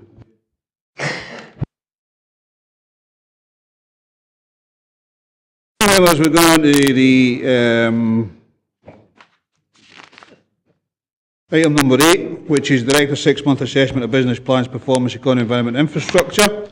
The report provides elected members with the Director's assessment of the 2017-18 six-month progress on delivery of the 2016-18 business plan for economy, environment, infrastructure, and the Director and his management team will take any questions on the report. Have you got anything to add, Alistair? Nothing to add to the report, Chair. Thank you. Members? Malcolm? Thank you, Chair. Last week, Councillor Crothers and myself had a visit round the Planning and Building Control Department, and we've all sat here, me included, and I've heard reasons as to why things aren't maybe performing quite as well as they should. But after visiting the department, I can reassure everybody that people are actually working incredibly hard in there. Their big problem is their IT system. We really need some answers to this. The time delays in downloading and uploading simple documents are really unacceptable. The way forward with it, I don't know whether they just need more screens so that they can do more things at the same time or what we do, but somebody really needs to get a grip on this IT system. Also, the rolling out of the mobile working, for people to have to carry printed documents out on site, and people have to travel in to collect printed documents, it's really quite, that again is completely unacceptable. We're wasting time, we're wasting money, and the people at Dumfries and Galloway are getting a poorer service because of it. I would like to know what is going to happen to help this department out. Steve, can you go on the planning side? And well, thanks very much, Chair. And yes, certainly we're very well aware that there are a number of issues which have all come together at once, resulting in this situation where we have unusually three exception reports in front of members as part of this performance update. I think members probably will be aware that historically building standards in particular has been very high performing. So it is an unusual situation that we find ourselves in, and that's also reflected in an increased number of complaints around this whole area. And without just simply wanting to offer up excuses, I think that those have been some of the reasons behind that have already been identified there. But I can assure members that we are working to try to address those. Where we have addressed the capacity issue in terms of staffing within support staff that are critical to the performance of this function. We're still in a training phase for all of the new staff that have been moved in to support the team. We are attempting. We're aware of the IT issues. We're in almost constant communication, it seems, with the external supplier, which is iDocs. And our own BTS department. We have been trying to get to the bottom of what causes the evident slow running of our back office system, which is causing quite a lot of inefficiency in our processes. And thirdly, we have had discussions with BTS. We are assured that there is a mobile solution which is coming forward next year, but I'll certainly be quite content to relay the concerns of the committee onwards to ensure that we're given priority in the deployment of that mobile resource, because that mobile resource is what's needed so that we can realise the full benefits of moving particularly the building standards function across to being an entirely electronic function, unless the inspectors, the building inspectors and the case officers are able to take all their documents and plans with them on simple portable devices, then we are stuck trying to parallel twin track a hard copy system and an electronic system, which is what we're currently stuck in. So I'll certainly take that back to BTS. I've already written to BTS, I'm concerned about the mobile working side of things, because I would like to see that move out. Both myself and Stephen, as previous enterprise and D&G chairs, had the excuse of, it's back room, it's data, it's, a whole range of things, but we need to see that improvement to bring in the potential of better working practices in the council. So it is getting pushed at most levels, in that case, Malcolm. Katie? Thank you, Chair. It was in regards to, excuse me, on page 83, the Loughrine Harbour Revision Order. Now, as the Chair of the Harbours Committee, I am a duty holder, as are all the members of the Harbour Subcommittee, I understand. We are all duty holders, and this is a legal requirement that we get, this document in place. Having spoken to James MacLeod yesterday, I can confirm to this committee that I'm happy, as the Chair of that committee, that we are engaging with the MCA in order to get this progressed through, and I understand that there are issues. I have requested, though, that there will be a report come back to the Harbours Subcommittee at our next meeting, and I'm under the impression that that will be brought forward. So it's just to note that as Chair of the Harbours Committee, I am aware of this, and I have brought it up with officers to report back to this committee. Andrew? Thanks, Chair. My question is just above Katie's, actually, on page 85, regarding delivering the Zero Waste Investment Programme. 66%, can I just ask, what is this programme? Is this the curbside recycling that we have in Whitesands? And if so, as of next year, it'll be 9 years. Is that what we anticipated, 66% complete within 8 years so far? Can I just come in at this stage, Andrew, because there was another 4 reports that were going to come to this committee about the whole waste issue, and it was far too big an agenda to have for this particular day. So we're having another E&I committee on the 11th of December, which will answer those particular types of questions. So can I ask you to just maybe leave that till then, and because we'll have the sort of 4 reports, I think it is, on all the waste, including the PFI contract and all that type of thing, that members will have a much better opportunity to ask those types of questions there. Would that be okay? That's fine, Chair. It was just something that caught my attention, but I'll accept that. David? Thank you. We don't seem to be very good at IT across the board. In fact, I came last Tuesday to a meeting that had been cancelled, but it was still in my agenda due to some glitch that's been there for several months. Have any councils outsourced their IT, and what's the experience been? As far as I'm aware, Borders Council's outsourced their IT section and they're not getting a good service. Glasgow's is in the middle of their second IT outsourcing system and they never got a good service. I think the whole IT systems is all about the background, what happens with Scotland wide and the data that's actually, interacts with local council. So I'm not sure if that's a question that any of the officers here can answer, but I certainly know of 2 occasions that there's been outsourcing for IT with Glasgow and Borders. And Glasgow's on their second go. I don't think that's a question that we can answer. I think we have to be very careful here. Our own BTS service supports us very well within the council.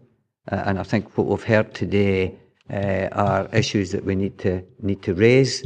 But again, we don't have anybody here from BTS that can give us an informed view of that situation. Patsy? Yes. Can I ask how long Dumfries and Galloway has had an employability award?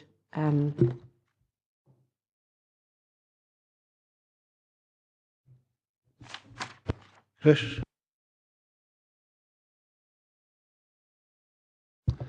The Employability Award is part of the service that is delivered by the Employability and Skills part of economic development, and it was brought in following successful application of receiving European social funding monies, and that's why there's a delay on there, because it is now traditional that it takes a long time for ESF to come through. I think it was introduced in this year. I need to check though, I'm not completely sure. So the 26, I'm looking at page 83 for members of the half-yearly summary. It doesn't look good. There are only 26 out of the target of 80 young people that would have gone for that award system. And I just wondered, it says in the exception report that on page 97, that it is now fully staffed. I would take from that that we didn't start off at a high level. We didn't have the staff Yeah, there to implement this. it was a new service that, as I said, it's funded, well, partly by council policy headroom funding and partly by the European Social Fund. There were delays in completing the ESF process, which meant we couldn't recruit the staff necessary to deliver the service. Those staff are now in post, so I would imagine that the service will now run at full capacity. And because it's a programme over a number of years, the budget will roll with the programme so that by the end of the programme we will have hit the target that we anticipated for the whole programme, although we are behind on this year. Ian Carruthers then, John Young. Chairman, if you bear with me, it's probably made a points rather than just reflecting back secondary to what Malcolm's just said in regards to a visit last week. I think what I found was very similar to what Malcolm pointed out, that there is obvious technology things there. 2 or 3 minor thing changes to lift that performance up will make all the difference to, I think, the outcomes within that department. And I think they've actually got handcuffs at this moment in time. But until such time as we do that, so you can reflect that back to the improvement action on page 98. For me, it's not adequate. It's not adequate. We're not moving fast enough. The director, as you said, and Steve said that, listen, we're getting a new year, we'll look at this, fund it as we're going forward. We need to take this more seriously, is certainly what I feel. And the one small thing, well, I'll not get into great detail, but I found that there's a culture within the department that they're conscious of the revenue that they feel anyways, that they have to actually raise in order just to be an established department, which I think is totally inappropriate for us as the council to push that type of culture onto them. And I think that's what's happened. I've argued for years and years, Chairman, you've heard me saying it, that under recovery, over recovery, statutory service, we should just give them a budget on an annual basis, say, this is the service, we'll design the service, focus on the customer, this is what we want, there's the budget. So if we're under recover, over recover, whatever the revenue comes in of plan and building fees is certainly from my perspective, is irrelevant because of the importance to the local economy. It's so important. This is affecting people kind of get conservatives built, simple things like that through to larger projects. And I'm trying to be as constructive as I possibly can. And I'm not really looking for answers coming back because it's more about the point, the council, the committee I'm talking to in real terms. The improvement action there, for me, is too slow. It would work in time, but we need to take action straight away, Chairman. We need to be looking at trying to resource this, get the simple technology things up to speed, and to allow this department at least to go forward and see how they settle down from that point. They could be forming at such a high level. I tend to relate things back to, as you know, my bricklayer, to building, and it's like trying to build a wall without any compo. You've got the bricks, you haven't got any compo, or you're getting a board footfilled every 2 hours. It'd be impossible for them. So a couple of simple things need fixed. Sean? Yeah, just before I bring Stephen up, I'm welcoming these things from a couple of members that have visited plan, but a lot of it is unsubstantiated. It's obviously they've seen some issues, but to be comfortable, if we're going to go forward with maybe some improvements in it, we should maybe need some sort of review of what is the process. I appreciate that it's been round, but who did you speak to? How many places did you go? There's obviously problems because of what's been flagged up in the report, but I'm just a little bit comfortable about hearing issues and then whether or not they can substantiate any of these issues. It's maybe better that we have a report about identifying the problems that the planning department is facing and then maybe taking it forward with some sort of action plan. Alistair? Right, thank you, Chair. The action plan that we have to come forward with to go forward and balance the budget in a sustainable manner will cover, I think, many of these issues that you raised. The ones that they don't cover, we can maybe revisit again, but the action plan will look at some of these issues going forward. I think important in all of this is, and I think Ian said it, is who's the customer in all of this, and we have to get customer satisfaction. And I think that's important to take forward. And I think the action plan, hopefully when it comes forward, will have that who is the customer and who we try to satisfy. At the end of the day, we want to be satisfied that anything we take forward is going to go forward in a positive manner and is going to try and improve all services across the council, not just EE&I. Okay. Stephen? Thanks, Chair.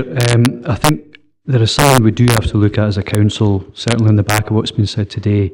And I'm conscious that the delegation, or one of them for this committee, is, for example, to oversee the strategic development and management of and exercise all functions in relation to, for example, planning and regulatory services, okay, except for determined plan applications. What isn't in there, but what underpins everything, is IT systems.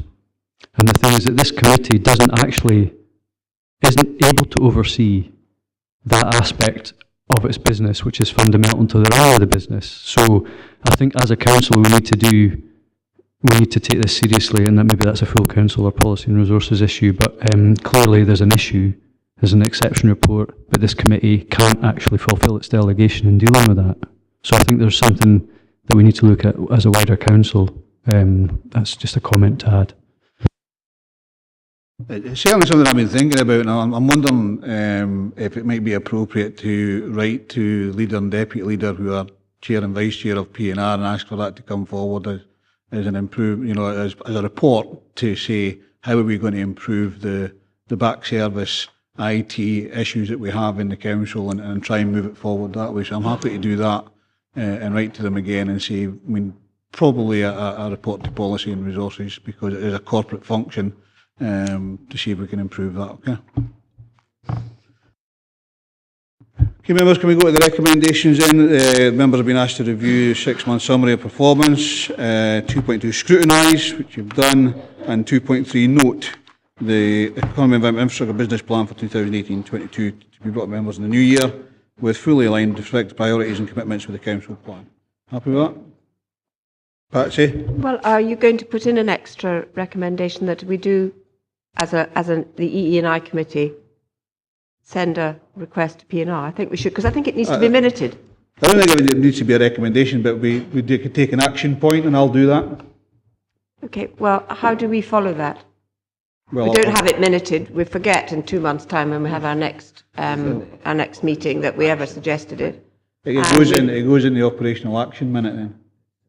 Okay. I just think it's fundamentally so important that it needs to be minuted that we have, in this 6-month assessment of the business plan and performance, we have found part of the performance in the planning department is being hampered by IT, and that we need to do something about it. And I think we need to keep an eye on it as a committee. It will be minuted. I will be writing to, and it's building standards, not planning. Actually, both, I would suggest. Okay, we've agreed the recommendation. Move on to item 9, the Enterprise and Skills Review of South of Scotland Enterprise. This report provides members with details of the proposed interim arrangements for the new South of Scotland Enterprise Agency prior to its inception, and to seek agreement on the proposals from the Scottish Government. Members will also note the recent announcement from the Scottish Government on the appointment of Professor Russell Griggs to chair the partnership, and Mr Rob Dixon appointed to act as lead individual to coordinate the partnership during the interim period. The Director and Chris Travis will take any questions on the report.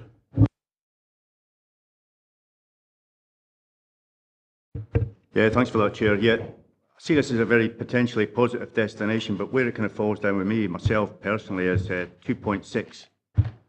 Agree that the Chief Executive represents us. We should surely have an elected member sitting on this, due to the importance of the whole thing, really. Chris? Thank you, Chair. During the course of the extended discussions with Scottish Government and other stakeholders leading up to the Cabinet Secretary's letter to the leader, which arrived late last week, a number of representations were made about the role of elected members in the interim partnership. However, it became clear that, I think partly due to although this partnership is being formed by the Scottish Government and the members appointed by the Cabinet Secretary, it nevertheless is an informal partnership in that it has no constitutional status. You will note that all governance goes back to the constituent bodies, rather than the partnership itself can't make decisions without agreement from the constituent bodies of the partnership. And on that basis, it was ultimately agreed that it would be a senior officer, ideally the chief executive, that would represent the two councils on the interim partnership. There have been extensive discussions with the leader and deputy leader and chair of EEI on this matter and the other members of the South of Scotland Alliance. I do intend to take a recommendation that I'll put to you after the discussion, Doug, if that's okay, and then you can, make what you want of that. Like. Yeah, thanks for that, Chair. I'm quite concerned that we've got to take some strong leadership in this, really, and not be sidelined by Scottish Borders Council. Are you referring to the appointment of Rob Dixon as the lead individual? The role that Rob Dixon will play will be to act as the lead executive, leading the team of officers that will come from all partners to deliver the action plan. The first phase of this interim partnership will be to bring together the various economic development strategies that exist across the south of Scotland, and from them develop a detailed work plan, action plan. You will note from the recommendations that we intend to bring that action plan back to this committee for its approval. And so members will have a full opportunity to debate where the priorities lie and to feed back into the partnership any areas where they feel that the priorities are not fully aligned to those of the council. Ian, did you want to come in? No, considering you're looking at recommendations, but no, I'm happy to support Doug in this. I think he's absolutely right. It's something I picked up on myself in regards to, and being a member of the South Scotland Alliance, I think we're disappointed to say the least. I think the letter from Keith Brown is insulting to the council, because it's pretty much a dictatorship approach. This is who you will appoint, or somebody in the scheme of delegation. Far too important. This appointment, as far as I'm concerned, has to come from the council. And the head of economy in the council is obviously yourself, Chairman. Hopefully your recommendation will reflect that. Maybe speak a wee bit more when we come to the recommendations. I did pick up on paragraph 3.2.1, the background, and the third sentence here says, it will offer a once-in-a-generation opportunity. So if we take the experience of the Scottish Government previously, that'll be about every 3 years. So I suppose we'll have a quick turnaround in this, so there's lots of opportunity there. Can I just come to the recommendation and see what the additional one is that I would like to put in? But sorry, Stephen. Sorry, it was just actually on a slightly different point, but it was to do with the organisations involved around the table. And I'm conscious that underpinning quite a lot of the key drivers of the partnership and the issues facing the south of Scotland would be the role of the regional transport partnerships, which are noticeably absent.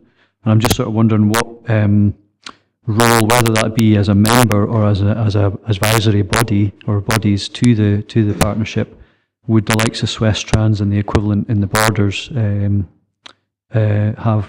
Because I think it's essential to what we do going forward. Chris?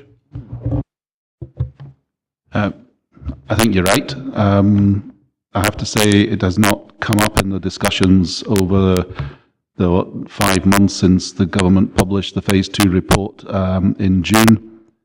I think it will operate, the partnership will operate in much the same way that existing economic development activity operates, in that any projects or area initiatives that require transport to be included at that point, we would bring Westrans in as part of the discussion around particular project areas or particular area improvement activities.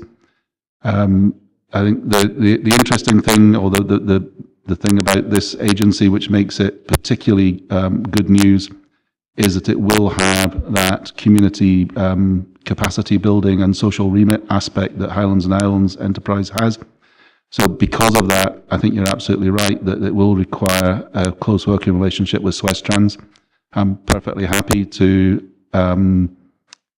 raise that point with Scottish Government. The leader could do it in a reply to the Cabinet Secretary, or I could just do it offline informally. I'm happy to take instruction.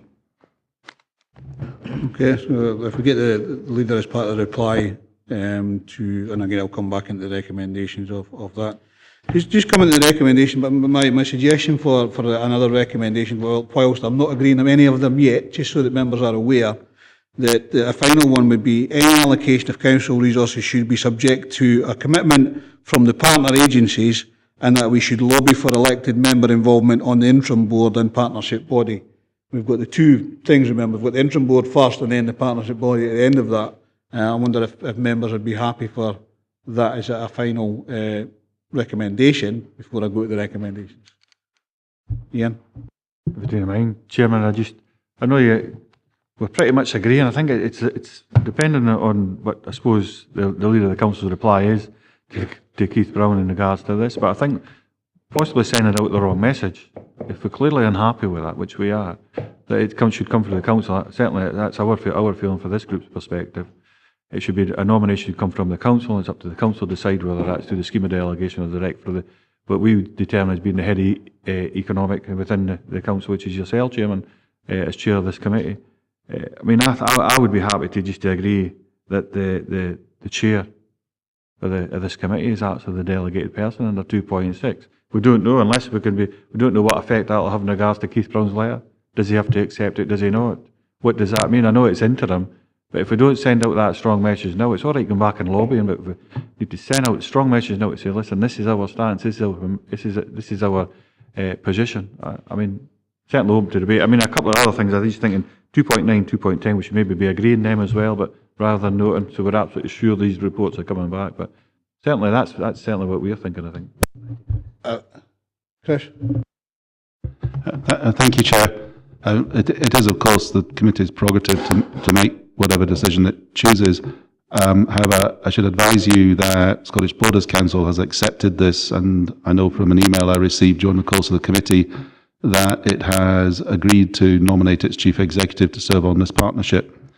If I might suggest to you that the key point of influence that you want to get to here in terms of the future relationship between the council and the agency, and it is the agency itself which is the prize here, is to ensure that elected members from this authority and from Scottish Borders Council have the maximum influence on both the strategic direction and the operational priorities of the new agency. And I would suggest to you that if you are going to marshal your resources to lobby and persuade the government, it's on that point where you should concentrate your efforts at this stage, rather than attempt to change the kind of the position on the interim arrangements. Having said that, it is of course entirely within your remit to make representations to the Minister about your disappointment on this matter. Yeah. Yeah, thanks, Chairman, for letting me back in. I mean, it's almost like advice, I think. We certainly hear what's coming back in regards to, we're very aware that it's the next stage that's the important stage, and it really is. But I think if we're not going to agree to that today, that potential proposal we're putting forward, we have to make it absolutely clear if the Leader of the Council is responding back to this.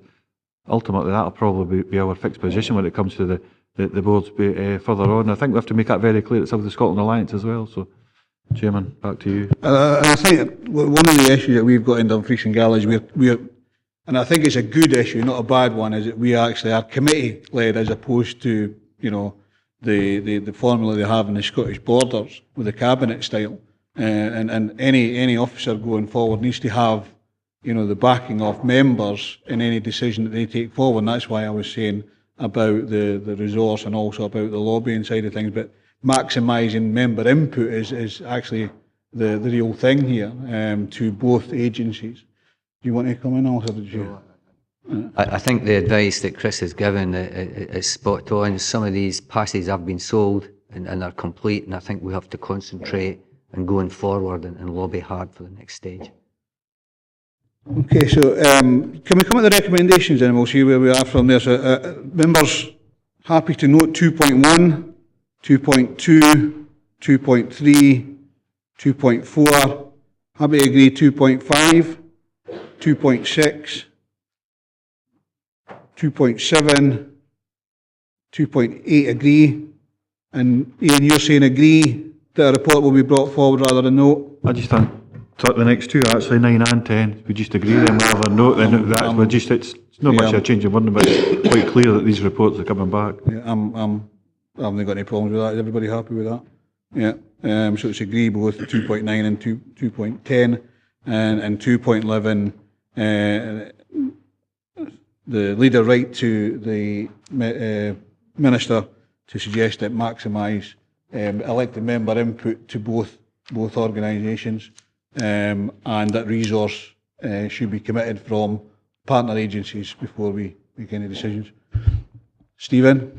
Is there, I'm just sort of wondering where the appropriate place is to capture the role of the RTPs or Swestrans at this time. Chris is going to take that as an action anyway to so that's an action note that will go on that. Okay? Members happy? Thank you. Just looking at the time. Where am I now? Okay. Item number 10 then is Stranraer Waterfront Progress Report. This report provides members with a detailed update on the progress made to date in relation to the delivery of the Stranraer Waterfront Regeneration Programme and outlines the key actions up to October 2017, including the progress of ground investigation surveys at East Pier. The Director and his management team will take any questions on the report. Alistair, you got anything to add? Nothing to add, Chair. Thank you. Jan, anything to add? No, nothing to add.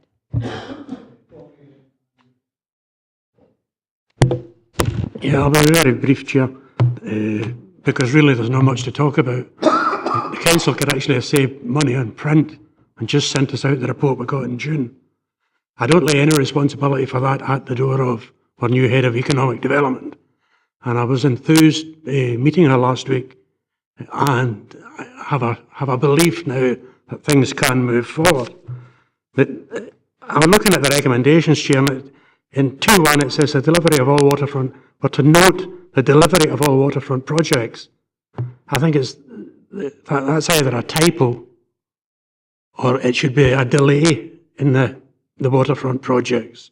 I'd like to ask what involvement the McKinney Group still have with us. I thought they were gone.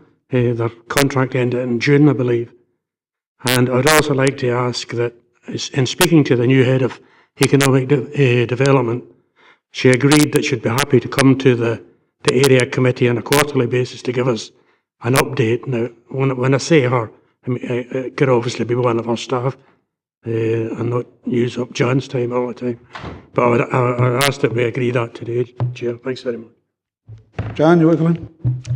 Thank you, Chair.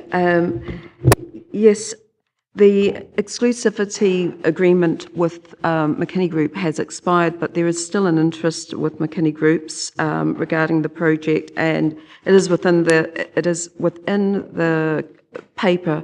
And I think it is in 3.10 where it says we will continue to work with McKinney Group to the completion of the ground inspection assessment work.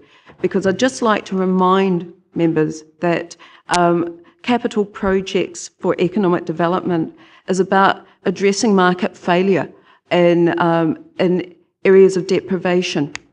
And this is also in keeping, the regeneration agenda is in keeping with the types of funding that is available from Scottish Government.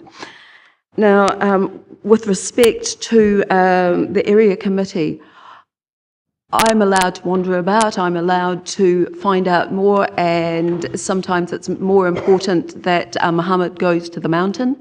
So I will be going to the area committees, for all the area committees, when it comes to projects that are in my remit, and my project officers will be coming as well, mainly because I want to hear and I want to work with elected members. And this is the same with this particular work. The Stranraer Waterfront development has levered-in funding, significant funding for other projects that are happening in Stranraer.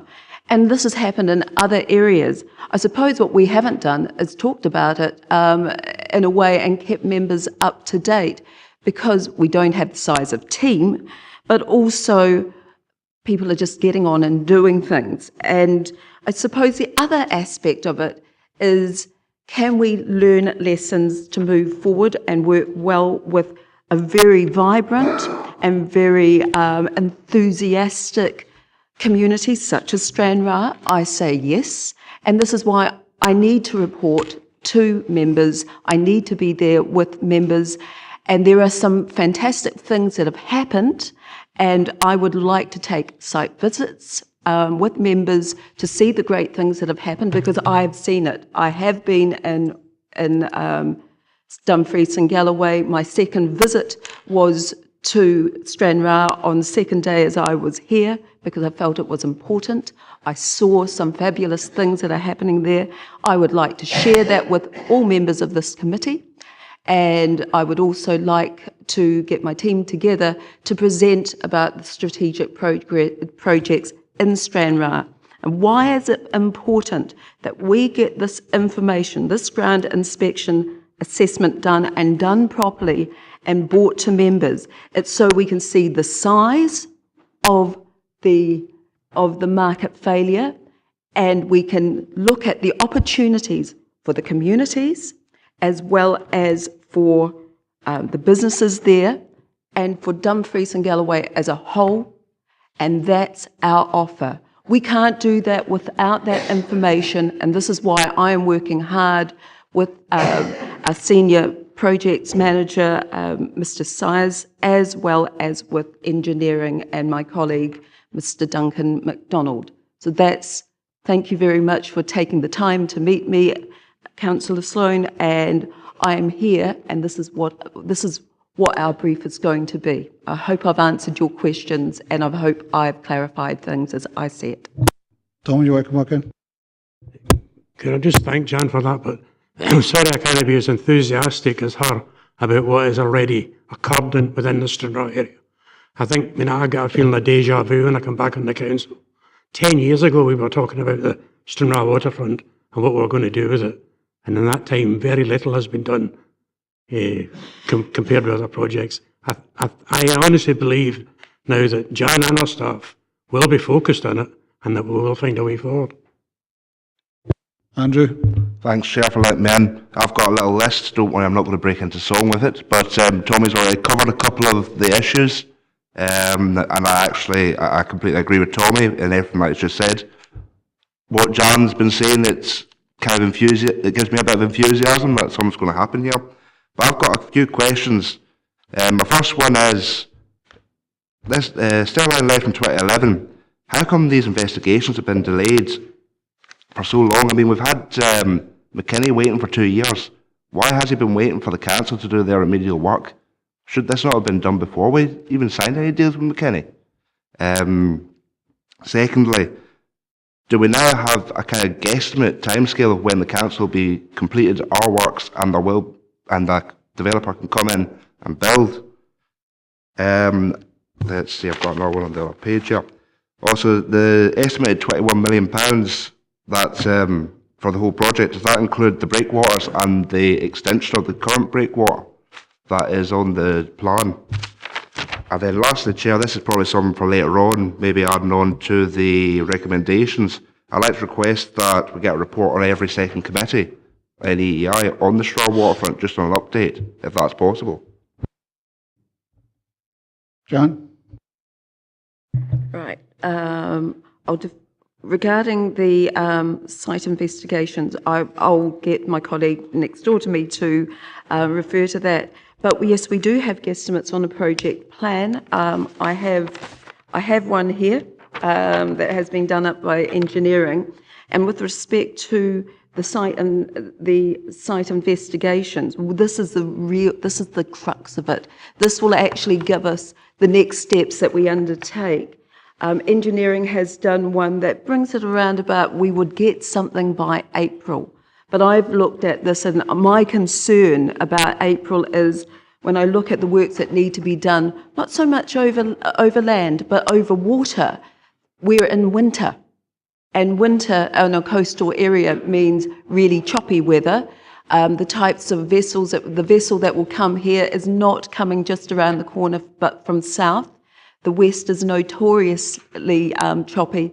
So it has been my recommendation that we report back in June to make certain that we've got a report for you.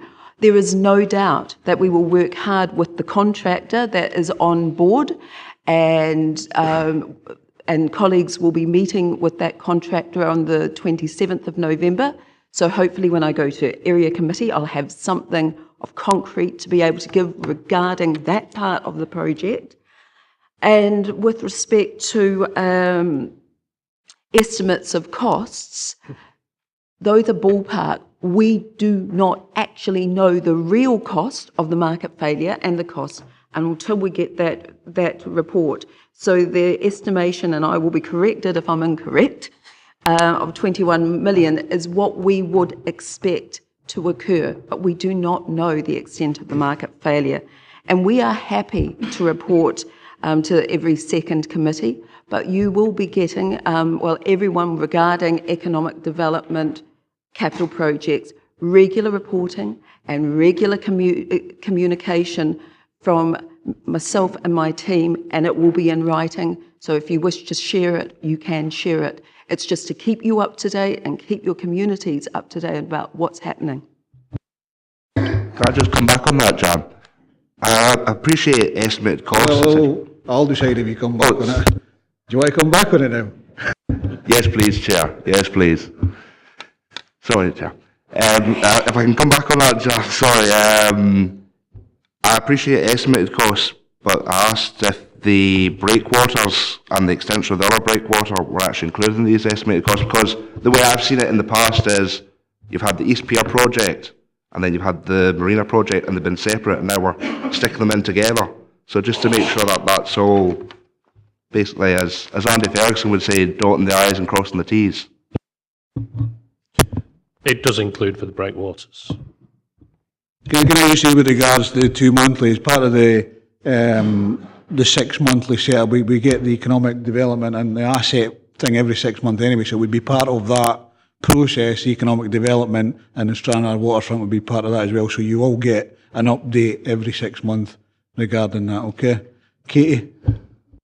Thank you, Chair. As Vice Chair of the Wigton Area Committee, I would have been delighted to come and meet you. However, for whatever reason, I wasn't invited to that meeting, as previously alluded in a previous item on the agenda. It's really important that communication is given to all elected members, but specifically chairs and vice chairs of committees. I would just look to get a commitment from you that we've previously had a commitment to the Wigton Area Committee that the chair and vice chair would get a monthly update. And can I just get confirmation that we will still be receiving a monthly update on the situation? And equally, it would be really useful to have a time scale of events of what has happened in the past, right up to today, and what the future is. I've got a report from June 2017, along with the business case. There was a previous report from June 2016. I could go back on the Wigton Area Committee to all these reports, but it's all very well having the reports, but to actually condense that into a timeline of where we've come from, where we are now, and where we're going to would be really, really useful. And I'd request that we could get that to either the area committee or to report back to the EEI committee here. Jan? Well, it will be good for my knowledge as well, some of the things that have happened in the past. So I will confirm that you will get that report, and my aim will be it would be tabled at the area committee because the papers have already gone out. Okay, I've got Andrew, then John, and then Ros. Thank you, Chair. Just seeking clarification in 3.12 when you're talking about the marina and the full business case, and the caveat around the 400,000 for just identifying whether the seabed material is suitable. That caveat is really quite a very large caveat, I'd say, because I am assuming, and I would like to be just corrected if I'm wrong, and that is that the reason you want to use that seabed is you're needing to get the depth around that area. If that doesn't work out and you find it's unsuitable, you will then have further costs of having landfill, and then you'll also have to find probably in the region of about 45 or 50,000 tonne to put in place as the other suitable material. Yeah, the seabed investigation is quite expensive. That's a preliminary guesstimate as to what it might cost, purely and simply because we have to get a barge up there, and that costs quite a lot of money. It's needed because there is contamination on the seabed, So there's contaminated material there, but we don't know how much of that material is contaminated. In terms of the depth, there will be the depth there to deep dredge to get the sufficient depth in the inner harbour to create the new marina. And it's intended that the new construction of the new causeway would be filled with the material that we excavate. Clearly, we will have to make provision for any material that's contaminated to be taken away from site, but at the moment, we don't know what that is until we actually undertake the GIA. We have to seek sources of funding for that, of which are yet unidentified. John Young. Are there 8 key actions in section 3.20 being put back to June 2018, or is it just the first one?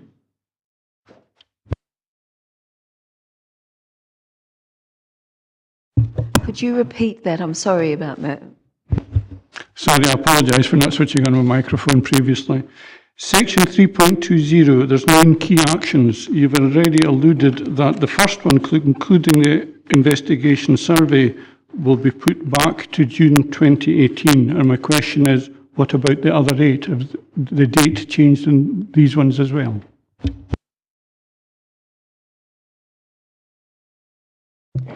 Yes, the date would need to be changed to June 2018. Rose. Thank you, Chair. I'd like to welcome the positive response we're getting from yourself and the team, Jan, and I welcome that you will be tabling updates at the next Wigton Area Committee. And I would like to see included in that exactly where you are with negotiations with the McKinney Group and exactly where we are with that relationship. You happy to do that, John? Yeah. We're not actually negotiating with the McKinney Group. We entered into a period of exclusivity, which is an informal arrangement. It isn't legally binding. Any party can pull out of it at any moment. But the reason that we did that was to explore views from the private sector as to where they felt the market strengths were in Stranraer and what the opportunities could be, based around the condition of the site. We also explored with McKinney the requirements of a developer looking to develop in a specific marketplace, what they were looking for in terms of risk appetite. So those conversations have been ongoing. They're not negotiations. They're not negotiated points. It's really a meeting of the minds that have been taking place over the last 2 years, and it isn't a commercial relationship.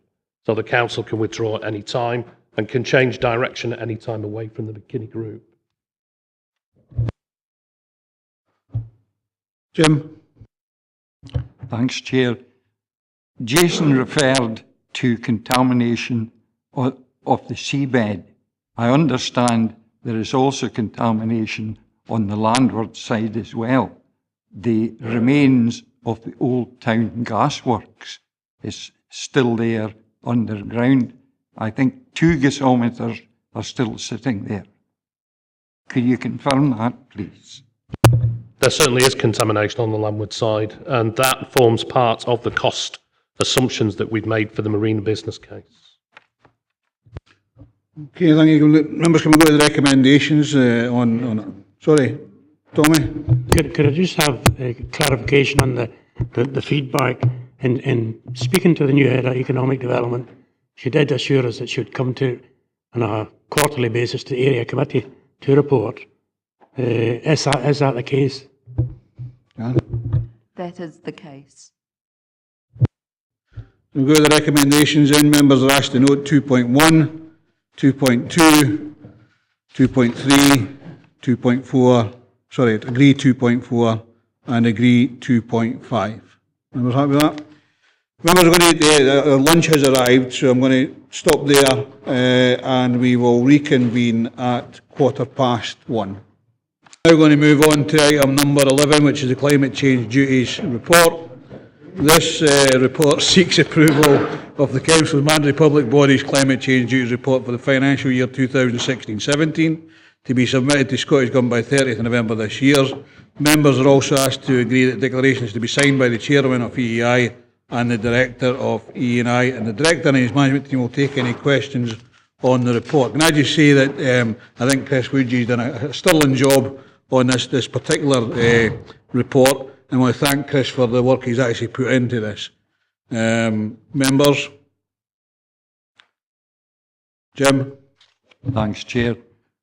This is a fairly onerous duty to report on. Can I ask, did the Scottish Government provide additional funding to cover the resources required to compile the report? Chris?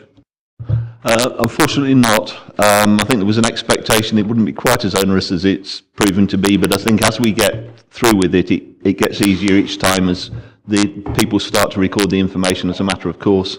So it is improving as it goes on time-wise, but there is a lot of paper there. No. Okay, thank you very much. Stephen? Very minor point, just on page 115, when we're talking about stationery, I presume we mean stationery? Stationery as in you're sitting in the station resource at the moment, so station resources, we probably ought to spell that out a bit more clearly. It means buildings and fixed assets. Members, can we agree the recommendations? Agreed 2.1 and 2.2. Thank you.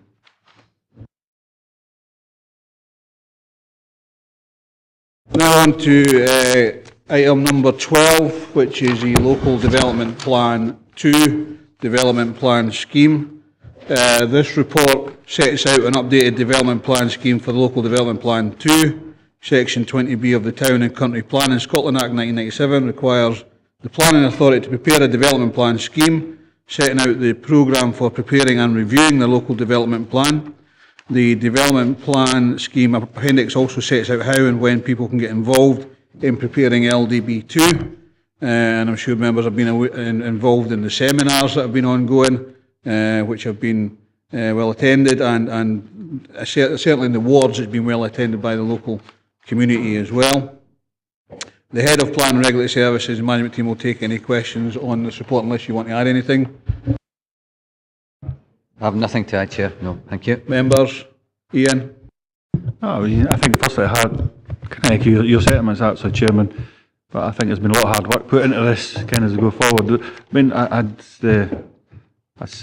came up to watch the local review body on Friday, and I'll be honest, it was the most interesting one I've ever actually seen. I wasn't sitting on it, but I've seen it. It was a lot of debate. I don't know if you actually heard it or listened to it yourself, but it was, and I did make comments afterwards. These were not negative in any way. It was almost a rewrite of the local development plan, potentially. Now, very interesting, because there was new members there with innovative ideas, and it was quite positive as far as I was concerned when it came to progress and moving forward. So the only slight comment I would make, taking into consideration in that, and unfortunately I would apologise for not getting to Friday's seminar. Unfortunately, someone else came up. I had to go to it earlier than what I thought. But the dates going back to January, April, I mean, if they get set back a month or 2 months, I wouldn't be overly surprised maybe, or even bothered about that. As long as we get the right result at the end date, I think is where I would focus.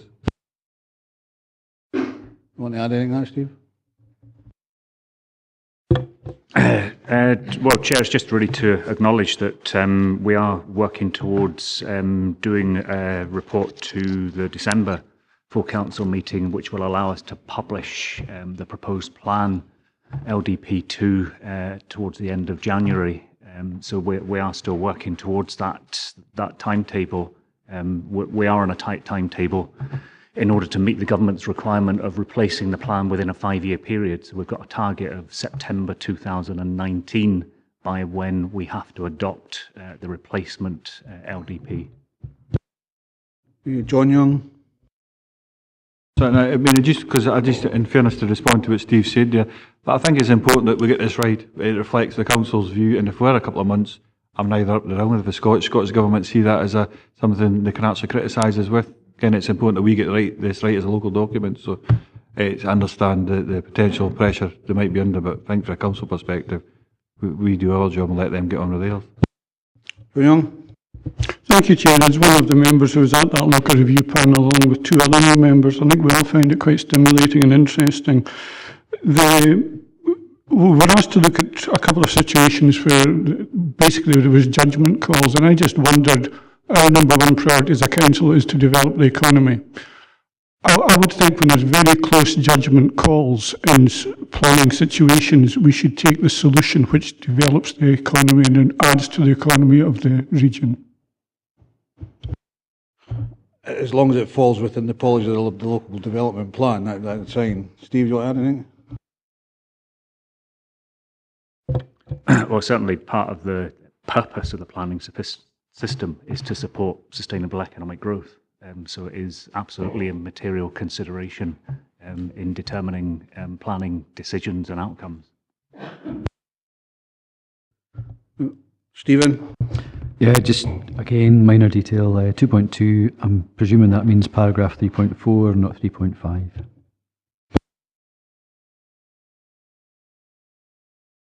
Yes, that's correct. Thank you for pointing that out. Thank you for that. Members go for the recommendation. The members are asked to agree 2.1 and 2.2. Agreed? Thank you.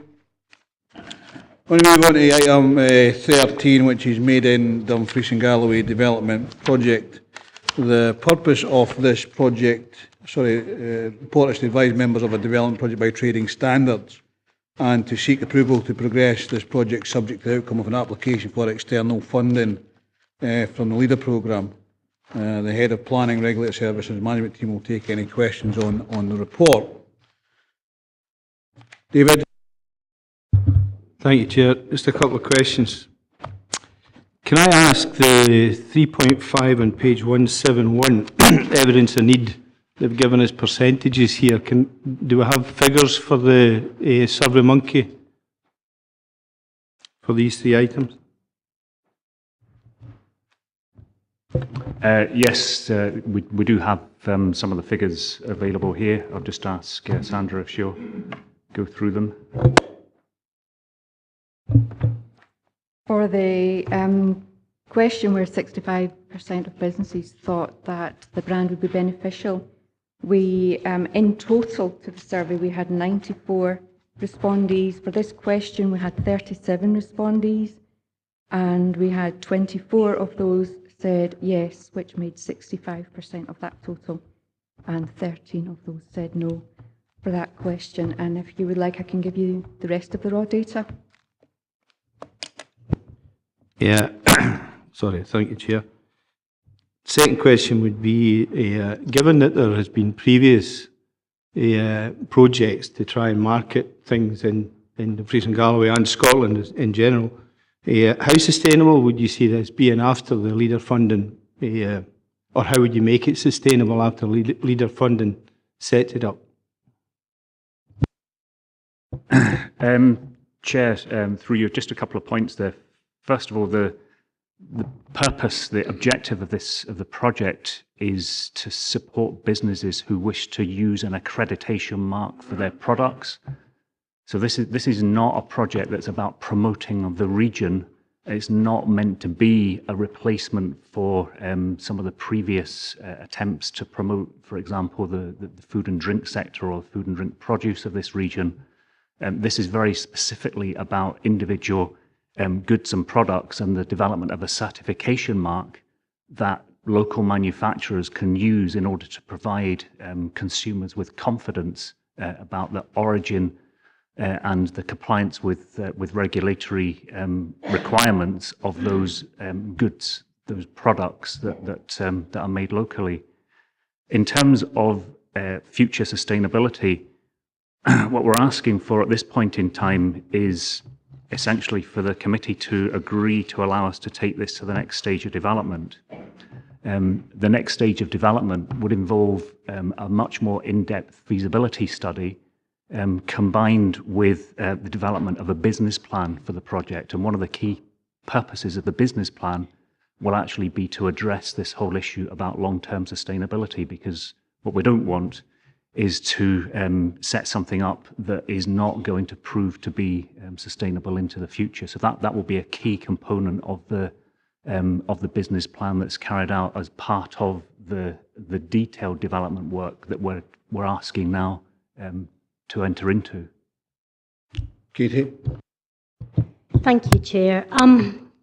In regards to this item, I will follow the lead of Mr Alistair Speedy, who previously said in a previous agenda item that I want to find my side of the story. You know, and I'm within my right to do that, and in order to do that, I need to gather my own evidence. Now, my understanding was that this report was deferred from last time to come back to committee to find out if there was actually a requirement for this. And as a member of the biosphere, I understand that you have been in contact with the biosphere, and I understand that they're happy with the proposals. There's not been any evidence to show that you've contacted any other producers to find out the need and want for this scheme. And so as a result of that, over the weekend, I contacted many producers. Now, I will say that not everybody came back to me. I've got a list. I'm happy to share the evidence that I've been able to gather in the last 2 or 3 days. But out of the producers that did contact me back, 11 were actually against the scheme completely, 2 were in favour of the scheme, and 3 were unsure and wanted more details. Now, to me, that doesn't prove that this scheme is actually required or wanted by the industry. And I would imagine that because it's a trading standards project, you would be industry-led. And there's no evidence in this report that this is actually required. Now, in terms of the statistics, you were able to give back the monkey survey feedback to Councillor Ingalls there, that 24 respondents thought that this was a good project. Can I ask the number for the 29% of businesses? Because obviously not everybody would have answered that question. So what proportion, or how many businesses actually answered that question, and what were the numbers that actually said they would buy into the scheme, with the cost being approximately £100 a year? Sorry.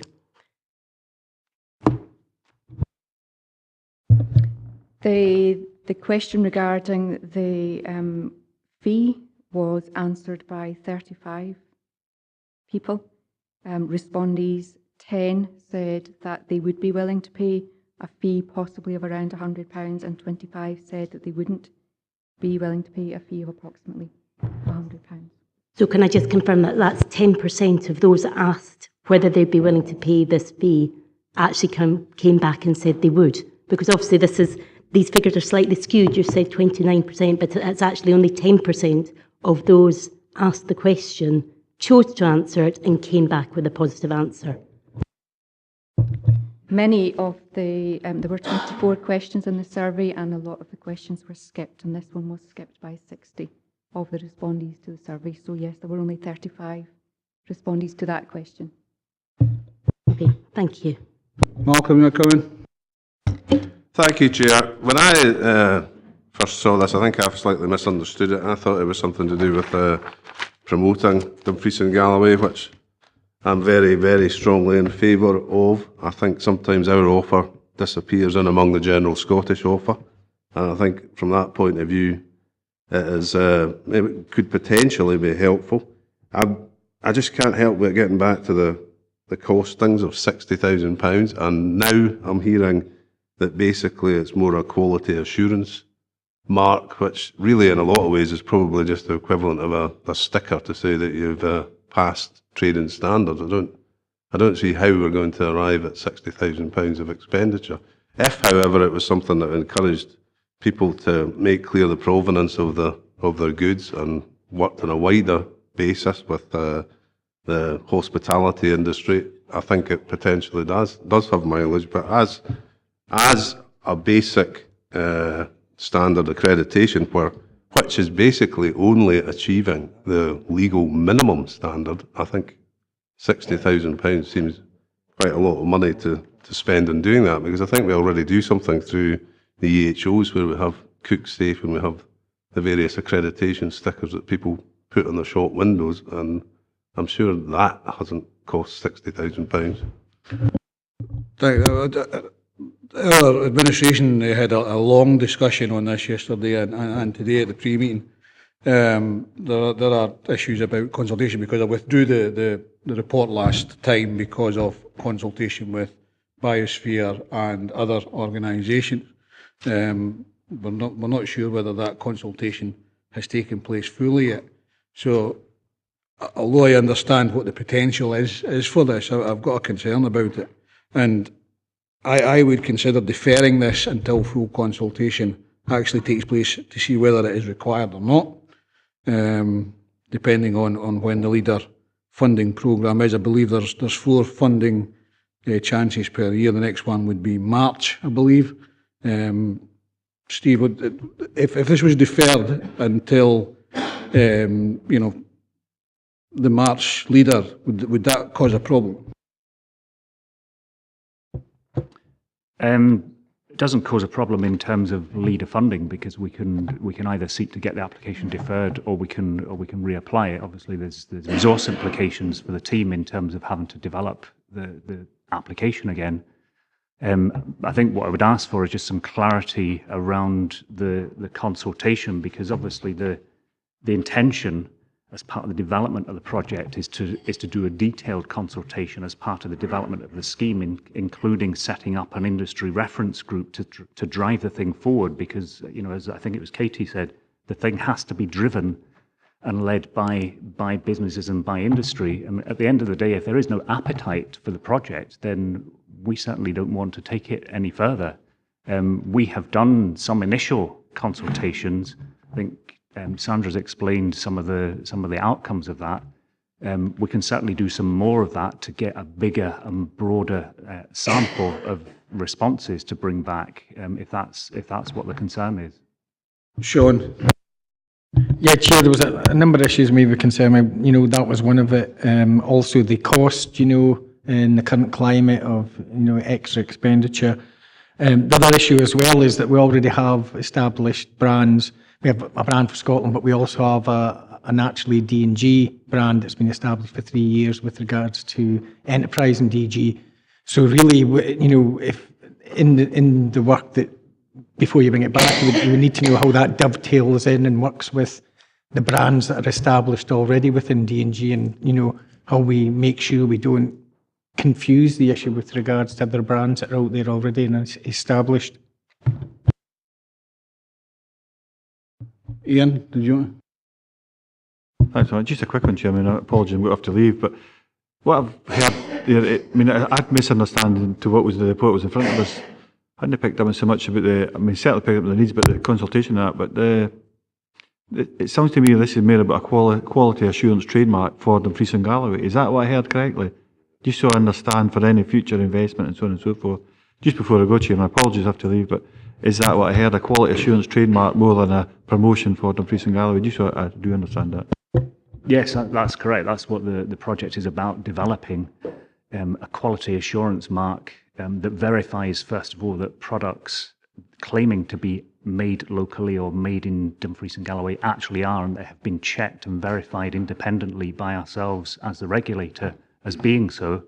And secondly, that those products also comply with all the requisite regulatory requirements in terms of product safety and so on. And again, those two things are aimed at providing consumers with reassurance around making their purchase decisions of goods and products. From our discussions and feedback from businesses that we have spoken to so far, they are keen and enthusiastic about developing that, because they see that as something that they can use themselves as a tool to market their own products, their own goods. Chairman, I wonder if I could just ask one other small thing. It's in regards to the financial commitment from the council. If we do take it to the next stage, just so I'm absolutely clear as well, because I don't fully understand, because we're going forward and applying to leader for funding, does that mean we automatically match fund, or does that mean if we're successful with leader funding, we come back and we look at the business case at that point? What does it actually mean? Because if that's the case, it's nothing wrong with having a wee look, but if that is the case. My understanding is match funding for leader as opposed to full funding, is that correct? The funding would be 50% from leader and 50% from our own resources. That's to fund the development period of the project. As part of that development period, a business plan would be produced to consider the long-term viability, and this is where the suggestion of £100 charge is about trying to build a sustainable future for the project, and that's part of what this development phase would address. Is there going to be resistance to paying the £100? We're hearing that there might be. So the business planners will have to address that, and we'll have to address this issue about, well, how, if the project is going to be successful, how can it be sustained into the long term without becoming a drain on scarce council resources? To Katie, sorry, John, then Katie. Thank you, Chair. I am concerned that there doesn't seem to be any real evidence that local producers would benefit from this scheme. I'm also aware that our Trading Standards Organisation are an enforcement agency, and we seem to be asking them to take on a marketing and branding responsibility, and there already have enough responsibilities regarding statutory obligations of our producers. Chair, yeah, just a couple of points. If I can deal with the second one first. In a way, you're right, and this is actually part of the challenge, I think, that the council itself is going to face over the coming years. It's about changing the ways in which we work, and it's about taking some of our regulatory functions and reworking them in ways that are much more supportive of local businesses and local economy. That's a reflection of the fact that that is the council's #1 priority. So yes, we could just stand off and be a regulator stroke enforcer, but to my mind, it's much more productive to develop a proactive role, and this is part of our thinking around developing a much more proactive role for a service like Trading Standards, so that they can go in and spend a lot more time with individual businesses, providing advice and help on how to meet regulatory requirements. The demand for that is actually going to increase as we get closer and closer to Brexit, because there's going to be a huge regulatory void created at that point in time. And one thing that businesses don't like is uncertainty. So this is part of a much more proactive approach that I think is going to be needed, not just in Trading Standards, but in all regulatory functions. Katie, Patty, then David. Yes, thank you, Chair. Oh, sorry. Am I going? Katie first? Yep. So, in terms of food and drink in Dumfries and Galloway, I'm a huge supporter. I think we should be shouting about it from the rooftop about what fantastic producers we've got. They're innovative. I've worked on market stalls. I actually ran a home baking stall. I had to comply with national standards of food and hygiene safety, and those issues are in place already. Has the team identified that there is an issue of people claiming products to be made in Dumfries and Galloway that are not made in Dumfries and Galloway? And additionally, is there a problem regarding food safety that you identified that we need to, hone in on this issue? Because, this is the information I'm hearing today, that, the purpose of this is to ensure that, all our standards are up to the correct point. Well, surely there's already regulation in place for that. And certainly, if we're going to be funding a project, which I'm absolutely behind any funding that's going to support our producers within the region, surely that should be in terms of actually promoting it on a wider stage, rather than putting money into regulatory issues that are already covered by other laws. And this is sort of my question to you. So to sort of summarise on that, is there an issue of people claiming things are made in Dumfries and Galloway that aren't? And is there issues of health and food safety in our products that are on our marketplaces today? Is there evidence of that? I'll deal with the second of those. I'll ask Sandra if she would to respond to the specific issue about consumer complaints, because we do keep a record of consumer complaints. This is not something that's being developed as a reaction or response to any specific issue within the food and drink industry. In fact, the project itself is not targeted at the food and drink sector. It's more targeted at manufacturing and producing sector, as opposed to specifically food and drink. The existence of regulatory requirements doesn't automatically mean that people are meeting them or complying with them. We do have inspection regimes, and we have reactive inspection regimes, but what the consumer is looking for, and this is something actually within the food and drink sector itself that was manifested by the Food Hygiene Information Scheme, which is this tick mark that you see on the windows of restaurants and catering establishments. Now, what that does is it tells the consumer that that business has been inspected and that it meets the food hygiene standards. The reason that businesses choose to display it is that it offers their customers that comfort and reassurance. We believe that the same comfort and reassurance will be offered through developing an accreditation mark like Made in Dumfries and Galloway in the same way. It's designed, it's not saying that there is a problem, and the reason that we have the Food Hygiene Information Scheme isn't to say that there is a massive problem within our food and drink sector, because there isn't. We have huge compliance with the Food Hygiene Information Scheme, but it's been very beneficial, and it's a voluntary scheme, and people within the kind of restaurant and catering sector have been extremely keen to take it up, because it offers that reassurance to their customers, to the consumer. I come back on that. Can I just follow up? So in terms of the food and drink, that's answered, and I'm not actually just coming at it from the food and drink. I've had responses back from people making jewellery, postcard producers, people with arts and crafts issue, and actually they've come back and said that this is not required within their businesses, because actually they're looking at a larger stage to promote their businesses and for assurance. And actually the market information that they're providing me with is actually the Made in Scotland brand is far more powerful because of our rural location. A lot of them are relying on the internet, and they're actually having overseas purchasers, and those overseas and national markets they're buying into the Made in Scotland brand as opposed to Made in D&G. And this is where my concern lies, is we need to be promoting Dumfries and Galloway on a larger scale, but we are part of, I totally understand that it's not just food and drink, and actually the respondents that I've had are not just food and drink, and it's across the board. The producers I've spoke to have come back to me, and as I say, I'm more than happy to share that research with you, saying that it's not required, and actually some of them have even gone so far as to say that they would find this damaging to their business. So there was a previous question that you asked that wasn't answered as well, that I think yourself were going to answer. The initial purpose of this wasn't to prove that goods are made in Dumfries and Galloway that stated they're made in Dumfries and Galloway, because there's not an abundance of goods currently stating they're made in Dumfries and Galloway anyway.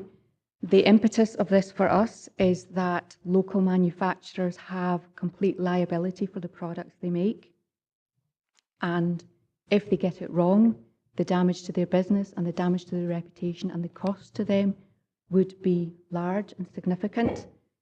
And especially at the moment, what we have found in our inspection is that where people are applying a CE mark, where they're required to do that, quite often they just apply it because they think that's something they put on, and they haven't actually been aware of the legalities that they need to go through and the technical specifications that they need to provide assurance that this CE mark was applied legally, that they have met with the legal requirements.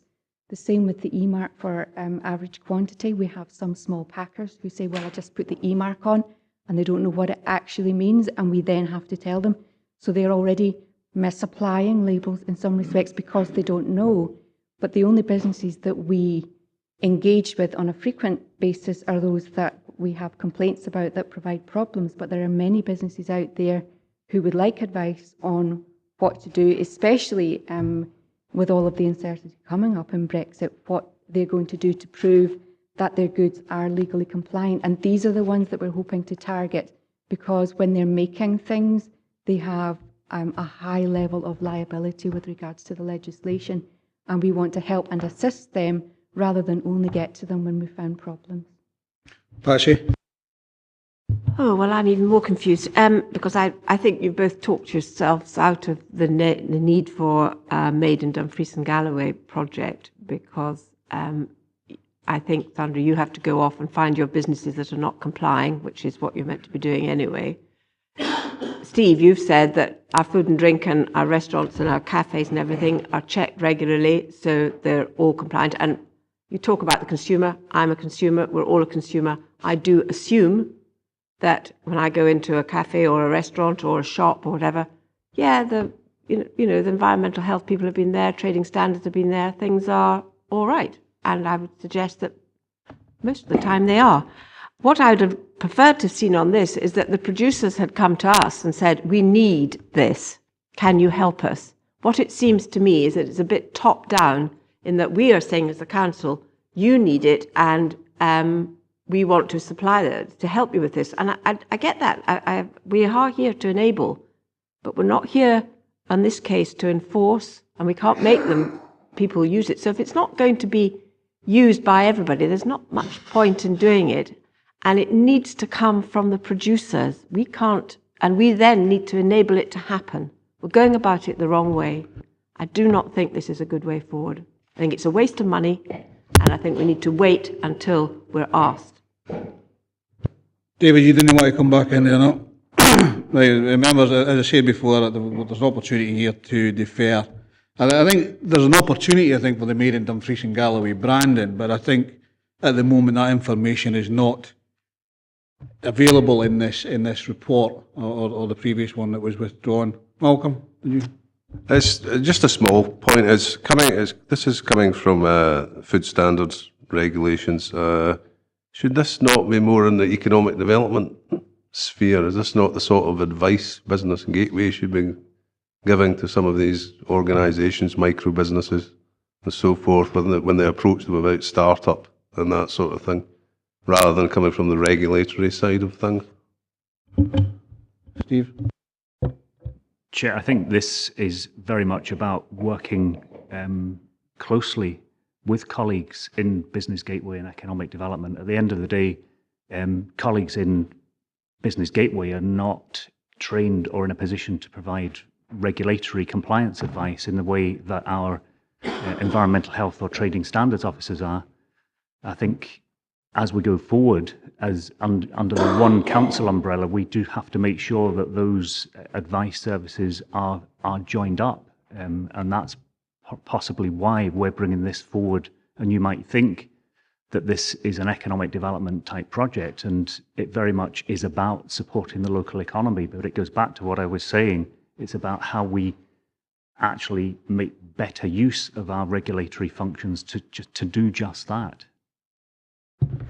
Member, can I make a suggestion that we defer this report until more consultation with local producers is actually done, and a report on exactly what Made in Dumfries and Galloway is comes forward to the next committee.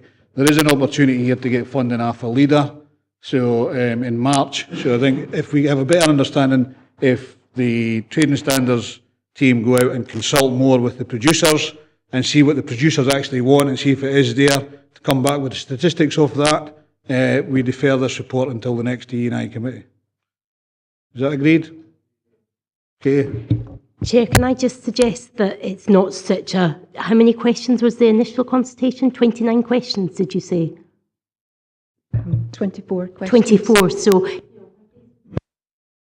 When faced with 24 questions, that's quite an arduous... this is quite a simple consultation, and as far as I'm aware, is there a need for this? And would you like to go ahead?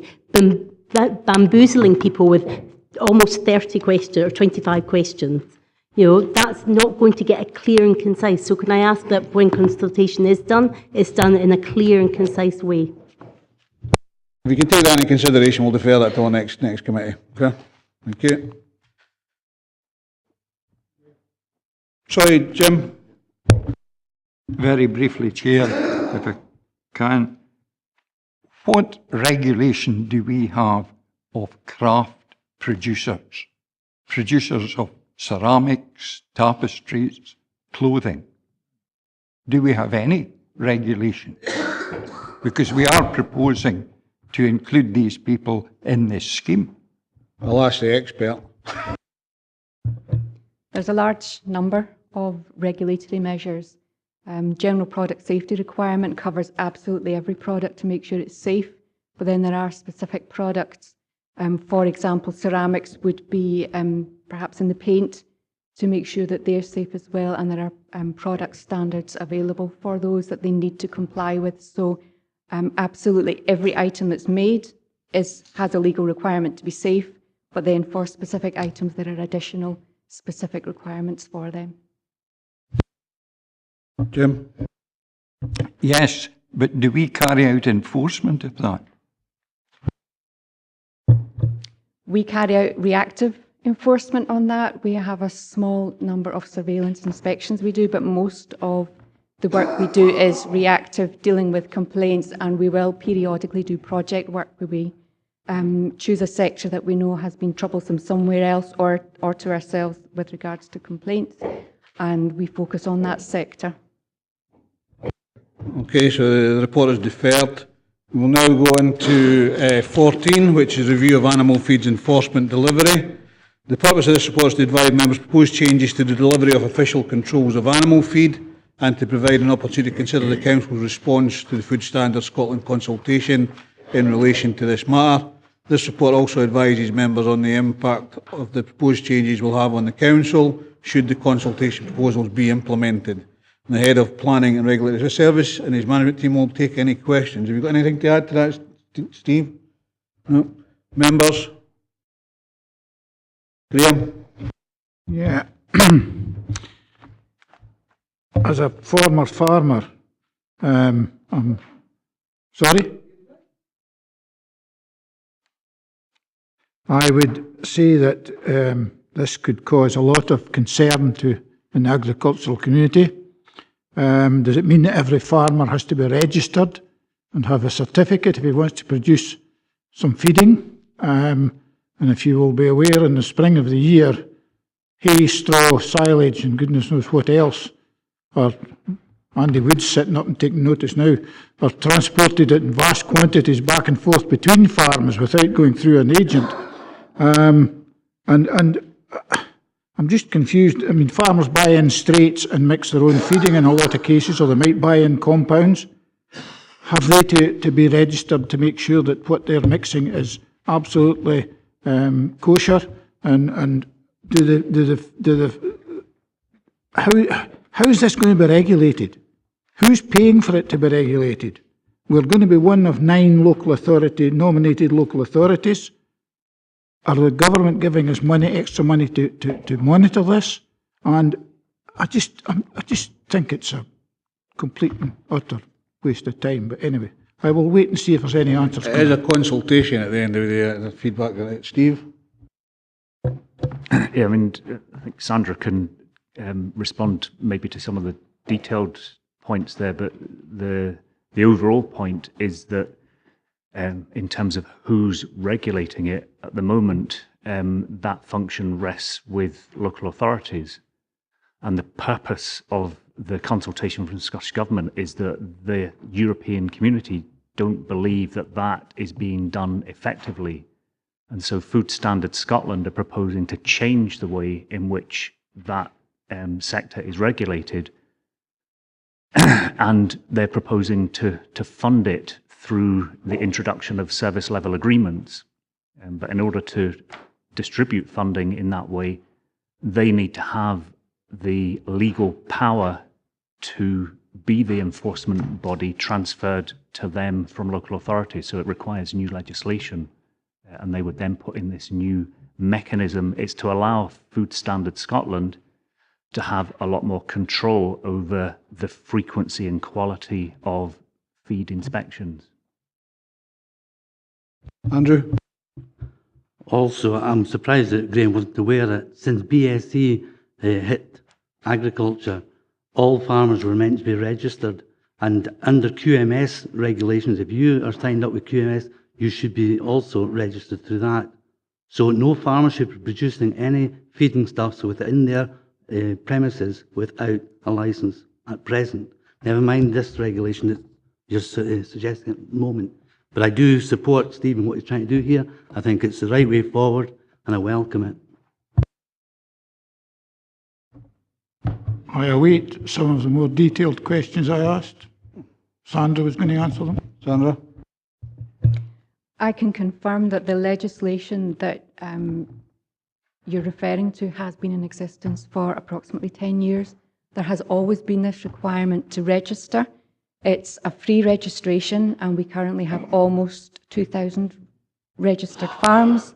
1,881. The FSS have confirmed. So that regulatory side has already been in existence. What the issue is here is that the regulatory duty will be moving from local authorities to the Food Standards Scotland if this legislation is passed that they're consulting on. But the requirement to register will remain exactly the same as it currently is. Could I come back, Chair? Yeah. Just for Andrew's information, it's some time since I was a farmer, just to put him in the right lines. But how are you going to regulate, how are you going to control what hay, silage, whatever is transferred between farms at certain times of the year, or grain, which is transferred between farms in the back end? Who's going to sit on the roadside and sample all these things that are going back and forth in all the roads in Dumfries and Galloway? Get real. Is that a statement rather than a question?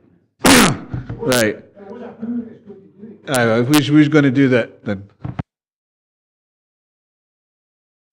The reason for this is that FSS would like the current enforcement levels to be increased, because they've acknowledged that there isn't very much ongoing in terms of enforcement, and there is a code of enforcement, a code of practice for enforcement that FSS have published some time ago, that they stipulate the level of enforcement required, and that will be in the service level agreement. It won't be every farm and it won't be every transporter, because that's obviously unachievable, but it will certainly be a higher level than what we're doing currently. Okay, can we go to the recommendations? We're asked to note 2.1, agree 2.2, and note 2.3. Members, we'll move on to item number 15, which is public social partnership arrangements for social community transport. And this is to update members on the public social partnership arrangements for social community transport. The director and his management team will take any questions. Douglas, have you got anything to add to it? You're talking into a deed. But nothing to add, Chair. Members, any questions? It is for noting. So we go to the recommendations then. Can we note 2.1? Can we progress 2.2 and note 2.3? Okay.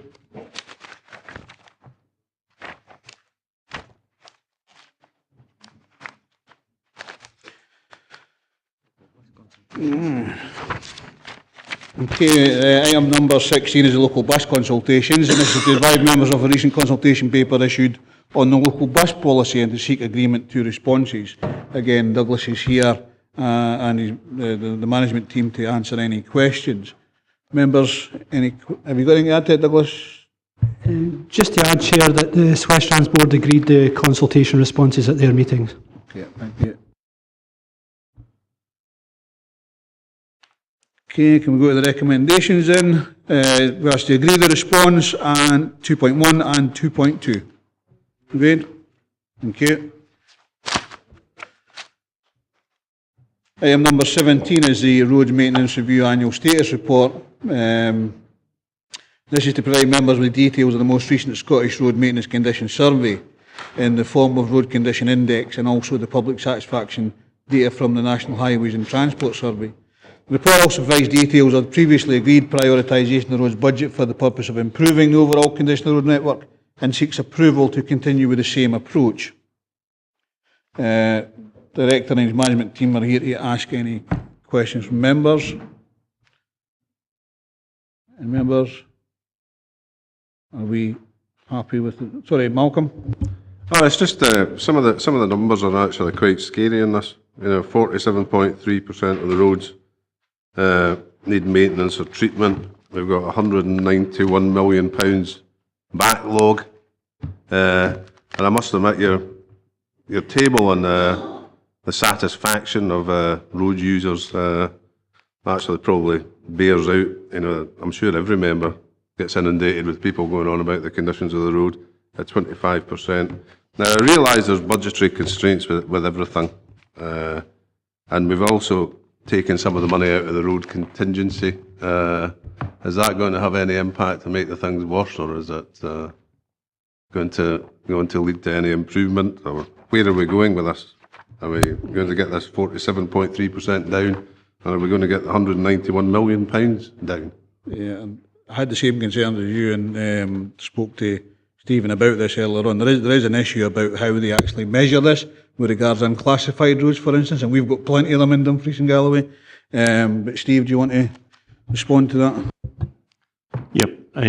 So we've been reporting these figures over a number of years, and you can track back and see the RCI over the years and the kind of fluctuations in it. In terms of providing these figures and the backlog figure of £191 million, Audit Scotland's report, we've had a number of Audit Scotland reports nationally on roads maintenance, and the most recent one was last year, and it made recommendations that we put this data before elected members, as well as the public consultation satisfaction information as well, further information for the consideration in terms of playing their part in managing the asset. You asked a question about the revenue stream that we're taking to balance the budget in an early report in the committee, the 120,000. In part, that's offset against the additional 720,000 that we're spending up over this financial year on the reactive repairs. It was kind of labelled as the pothole repair hit squads, and that we are at the end of December, we reckon we'll probably spend about over 600,000 out of that 720, and that in the last quarter we'll pick up the last of the defects, or the defects that materialise through the kind of winter period. So there's a mixture of the capital expenditure, and the report shows what we've done in recent years, and the revenue expenditure. And most recently, the figures there are showing that we're looking at about kind of £10 million spend on the carriageway each year. But the report also points out that that's below the figure that the model that we use nationally predicts to hold a steady state condition on the road network, and that therefore at that level of investment, on the basis of the model and the national survey data, we continue to see a deterioration in the carriageway condition. The carriageway condition itself, and James has written in his report, is very much influenced by our unclassified road network. Significant length of the unclassified road network. We only survey 10% of that in any one year, and because of that, if we just survey a particularly reasonably conditioned section or a poor section, the figures will fluctuate. But we use about 4 years' worth of data of the unclassified road network to try and smooth those fluctuations out. What it does say in the report is that the approach to the maintenance of the unclassified network, the maintenance treatments that we're employing won't deal with some of the defects that trigger on the road condition indicator and would put us into the amber or the red. And those can be the kind of longitudinal profile, the vertical profile of the road as you drive down it, or the rutting, but that we're actually maintaining the road in terms of sealing it for the cracking defects. We're dealing with the surface texture when we surface dress. These defects are dealt with and the road is completely serviceable, although it still will fail on the road condition indicator. So I think as a rural authority, we suffer a bit in terms of the indicator because of the great length of the unclassified road network that we have that pulls our figures down generally. Come back in.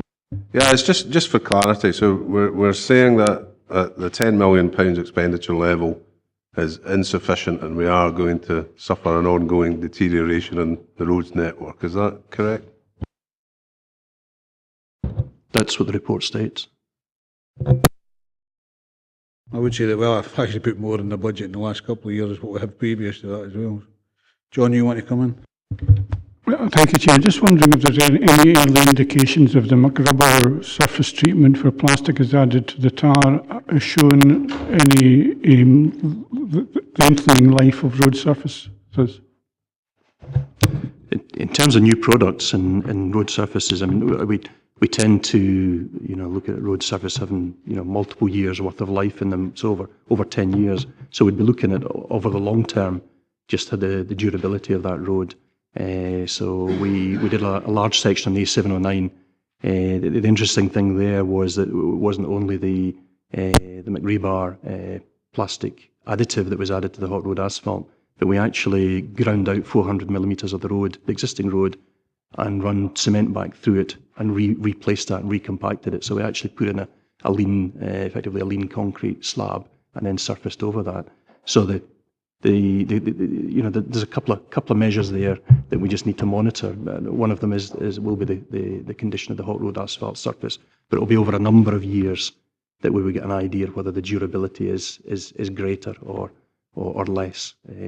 We've tested a number of other sites, but again, these are kind of smaller sections, but we need to keep an eye on those throughout the region in terms of performance. Stephen and then Jeff. Thanks, Chair. It was just a question on the hierarchy, and I suppose sort of behind that, I take it the assumption is that this is not broken down into locality, so it's not like there's an allocated budget to each sort of area, as it were, and then there's this hierarchy applied in terms of determining sort of the priority of road works that need to be carried out. I presume this is like there's a region-wide assessment done and then the hierarchy is applied, so whatever comes to locality will be based on whatever the hierarchy determines in terms of the need. And there's a second aspect to that, which is just in terms of the average daily traffic. I'm just thinking of the A708, which basically links west to east in Scotland. It's a trunk road, but it's not going to be used as heavily, but it does serve as a timber route. Now, it might not be a very heavy usage, but has a strategic significance, which, in the same way as, although I don't exercise all the time and therefore my heart rate isn't at a peak optimal level, if my heart stops at any given time, that's no good to me. So I need it to be working all the time and not just on a sort of average daily traffic sort of basis. See what I mean? So it's like if it fails at any point, and I know the A708 has sort of needed some interventions because of the landslips and all the rest of it, how do we ensure that we take account of sort of significant strategic factors like that and give them an appropriate weighting in a hierarchy to make sure the network, as far as possible, never fails, even for the sort of lower usage roads? That was nearly as long as Jim Debster's question the last time, like, you know. Could you repeat that? Please no. Basically, I don't have a heart attack. So, is it based on locality, the budget in terms of spend, and then the hierarchy is applied, or is the hierarchy applied regionally, and then the locality then carries out the roads based on that hierarchy, and that's what determines the sort of notional spend per locality? Also, how do we make sure that we don't lose out just because a road isn't used very often? It might be very strategically significant. So, how do we accord that appropriate weighting? In terms of the allocation of monies, so that the RCI is based on road class, so it's A, B, C and unclassified. That serves a purpose, but as you're aware, we will have A-class roads like the A708 that have very little traffic on them, and U-class roads in urban areas or C-class roads in urban areas that are much higher traffic flows. In terms of what we look at for hierarchies with respect to safety, and this is quite an important element, the roads clearly with the higher flows of traffic are the roads we should be concentrating on from a safety point of view. So maintenance associated with road safety should be targeted where we've got the most users, because that's where we're going to have the likelihood for accidents. In terms of developing the hierarchy, we're looking at the road function, and the road function there deals with, so if we take, say, a road which may be a lower classification road but leads to one of our coastal communities, it's the only road into the community, then clearly that has to reflect the importance of that road. There will always be a challenge in terms of hierarchy on what we class region-wide as strategically important and what we class region-wide as of local importance. We need to bring a hierarchy up to date that reflects what we've identified here. I can't give you a specific answer as to whether the A708 would be sitting high on that priority or not. I mean, it's not a road that's, as you're aware, heavily trafficked. It's not a road that I would question whether it meets requirements of an A-class road anymore. It may have in the past met the requirements of an A-class road.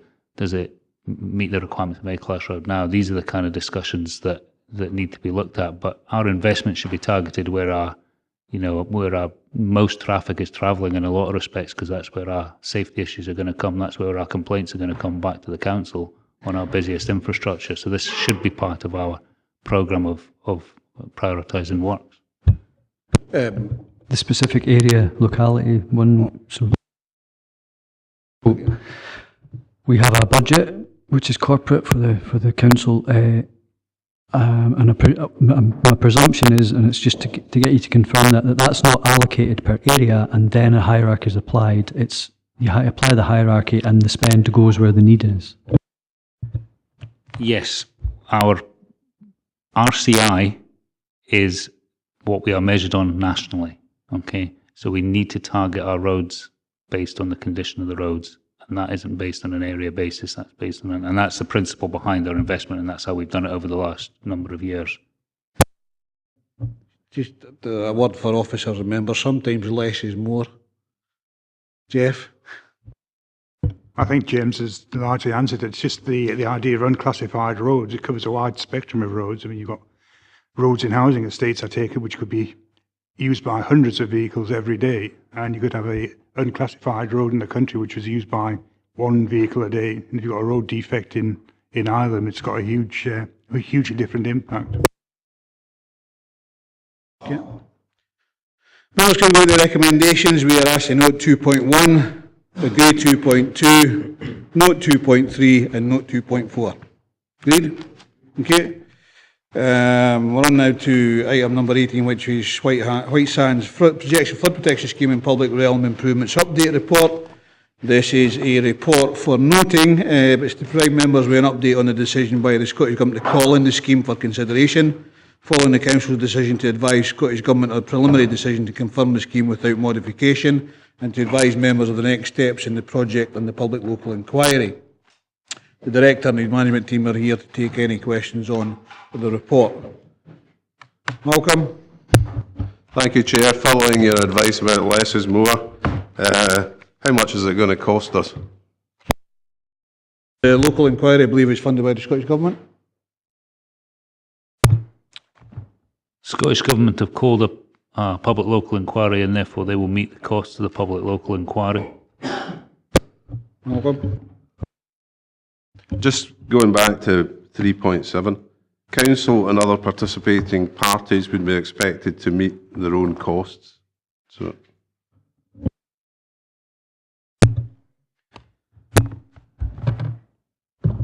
as we understand, a confirmed flood protection scheme receives 80% grant funding. We would expect these to be eligible costs for that. I've not had any indication from Scottish Government that isn't the case. As in terms of the costs, as we've identified there, until such time as we have a pre-examination meeting, it'll be quite hard for us to determine the extent that the reporter wishes to cover the matters raised as objections to the scheme. So it's quite hard for us to put a cost on that. Members go to the recommendations. We're asked to note 2.1 and 2.2. Thank you very much. We'll go on to item 19, any other business. I do have one other item of business which has been brought to us, and it's the A77 Trunk Road investment. Have members got copies of the report, and have they had time to read it, first of all, before I start? Okay. This report is presented as an additional later report for members' consideration due to an emerging position which is creating momentum and opportunity to enable our council to lobby for investment in key infrastructure as set out in the council plan. It is felt that the report should not be delayed to a later meeting as the opportunity will have passed. The report provides an update on recent calls for investment in A77 and seeks members' agreement to support these calls for investment to promote economic growth and road safety. The report asks members to agree that the Council leader writes to the Minister of Transport and Islands not only supporting the Action Group and South Ayrshire Council, but also to restate our Council request for investment in the A75, the A76 and A77 trunk roads and a new link road between Dumfries and the M74. And further to invite the Minister to visit Dumfries and Galloway Council to discuss such investment. Are members, second? Anything to add, Alistair? Nothing to add, Chair. Thank you. Member Andrew, and then saw somebody else here. Ros. Thanks for letting me in, Chair. I actually really welcome this report. I think it's about I think it's about time that D&G give a good commitment to both the A77 Action Group and Dual A75. I would like to add a little bit to that report, then, to that recommendation that you, for your gift as chair, would write to both the Transport Secretary and the Economic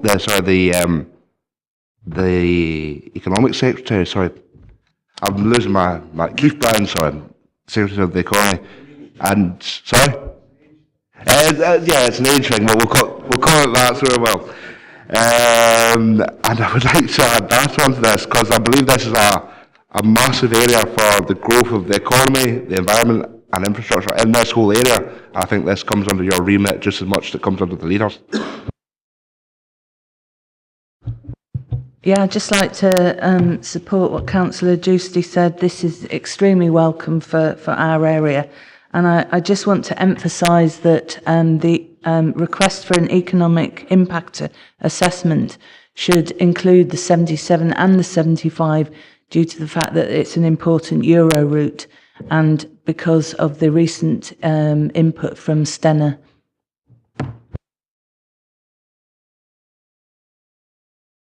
Can I just, sorry, Chair, could I just say a few words about this economic impact assessment? It was requested, I think, back in February by the Area Committee, and it's a significant piece of work, and it was not in our business plan at the time, so we did not have the resource to carry it out. We have been in touch with the South Ayrshire Council as requested through the Area Committee, and the information we're getting back is they don't appear to be keen to take that forward either, although we haven't had a definitive response from them. The trunk road and its information is very much held by the Scottish Government, and we would have to check that if we were going to commit to such a significant piece of work, that we would have that data to get a beneficial outcome from the actual assessment. So there's a wee bit of pre-work to be done before we can establish if we can actually deliver what we've been asked to deliver. And it's very much an economic issue, economic development type services rather than a roads issue per se, which would be very much traffic orientated rather than the economy as a whole. Just to come back to what Andrew asked about myself writing the letter as well, I mean, the leader of the council is actually going to be writing, so she's in a higher position as what I am. It's, you know, I'm quite happy to co-sign the letter or whatever, but, you know, it is from the leader at the end of the day, so the council will be, you know, represented. Stephen? I'll try and be brief. Right, so just at 3.7, we're looking there in terms of the A75, 76, 77, A7, and a better link between Dumfries and the A74M, I presume we're calling it these days. And then it mentions in the recommendations and later in the report that we're asking for a new link between Dumfries and the M74. Now, I think they're two very different things, a new link and a better link. So it's maybe just, should we be a bit more careful about how we phrase that? And similarly, following the back of the discussions we were having earlier, that we recognise the strategic significance and usage of the A709, which is a non-trunk road, but probably one of the busiest in the region, and given its role for timber transport, etc., and all the rest of it. So it's, if we can maybe be a bit more specific about that route, given it's an existing one, and clarify if it's a better or a new link. Thank you. Okay, I'll ask Alistair to discuss that with the leader and see. Absolutely, and I think the use of the word better and new, yeah, they're not quite the same thing. So yeah, I take your point. Just to be clear, which one is it? I think the vision is a new link. Quite honestly, that goes on a new line and hopefully benefits the communities that it passes. I think just coming back to what was mentioned between Doug and myself earlier on, that new link, you know, thinking about the Thorwell, Loch Maben and the safety issues that happen there, the new link would be better.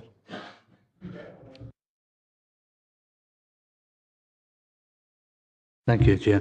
It's with regards to the A76 action group. There used to be an action group for the the A76 used to have an action group. That seems to have fallen by the by. Then there was the A76 corridor partnership. That seems to have fallen by the by. What I wouldn't like to see is that the A77 action group gets priority over what the A76 has been trying to do for some time now, and I'd like to think there's some sort of equality taking place within that. Yes, Chair. It's not that the A77 is taking priority. It's the fact the opportunity has arisen at the moment, and we must grasp it because there's a lot of momentum.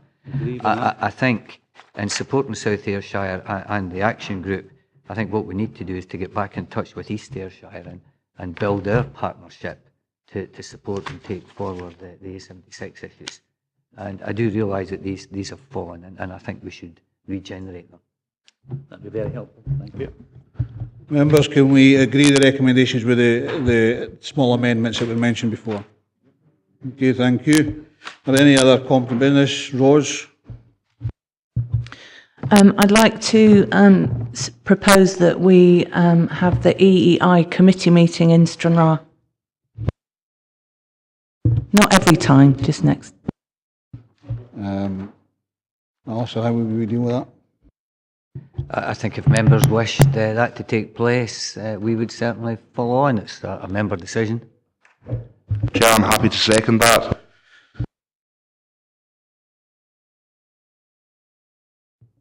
Sorry, Patsy. Sorry, Chairman. No, I think this is the central place. This is the committee room, and I think this is where we have our main committees. I don't agree with travelling all over the countryside, quite frankly.